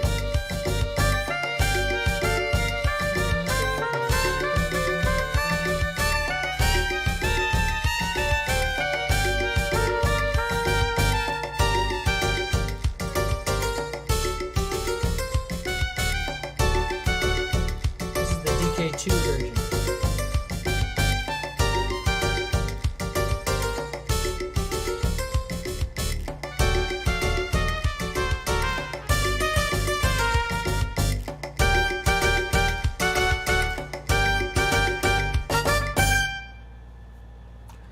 And then that alto sax is going to be a little bit loud here too.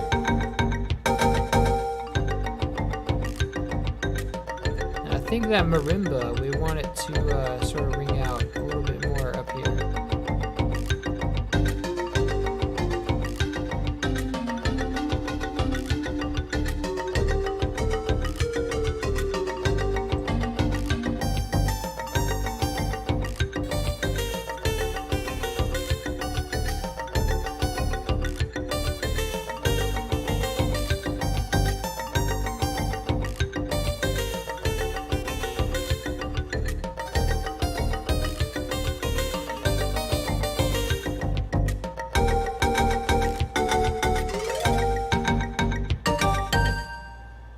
Perfect.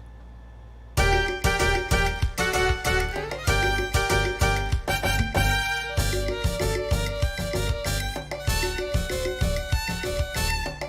think those trumpets could be a little bit quiet. The trumpet section.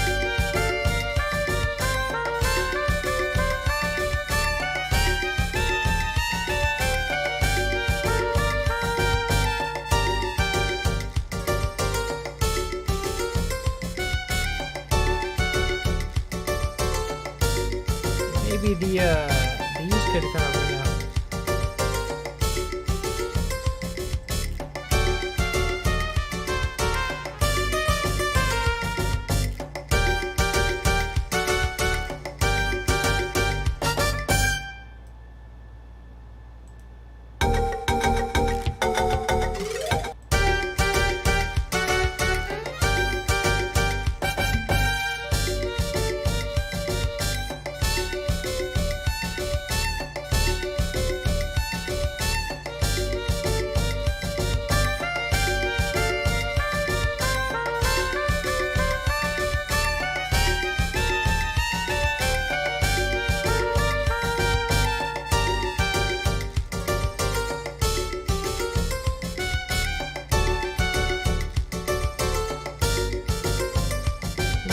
mute trumpets to be louder here.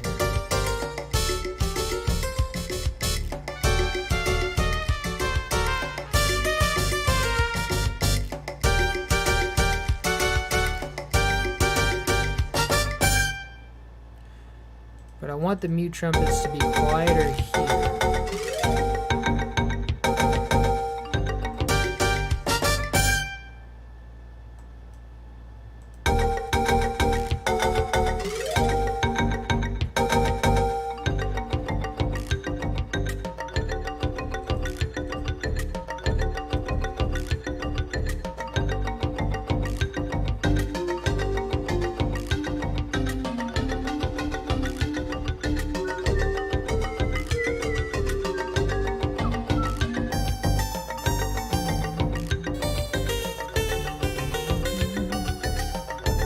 This is a song that Dave composed specifically for this challenge. Has no name.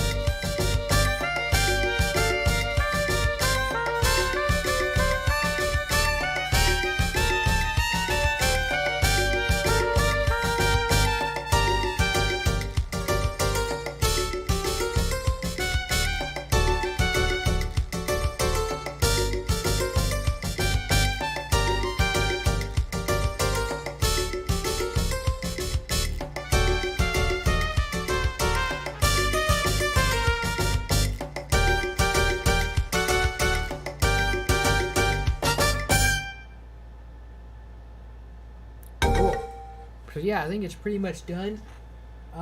Yeah. This is going to be let's see, how am I gonna put that? I'm definitely gonna have to put this on Spotify, as I think Music Weekly requires that. But I'm also going to be putting it on YouTube, and I'll put it out for download in case anyone wants to listen to it. Yeah, so that's kind of the plan as of right now, but it's done. Thank you guys for coming to the stream and working on this song with me, and it'll be out soon. And yeah, that'll be that. All right, I'm out of here. I'm gonna put it on YouTube and yeah, not Spotify, SoundCloud. SoundCloud is where I'm gonna put it on, and remember to check it out and like it for the competition, because it's I think I don't even know if there's a winner for this competition, but like vote and whatnot. So yeah, you guys have a great day, and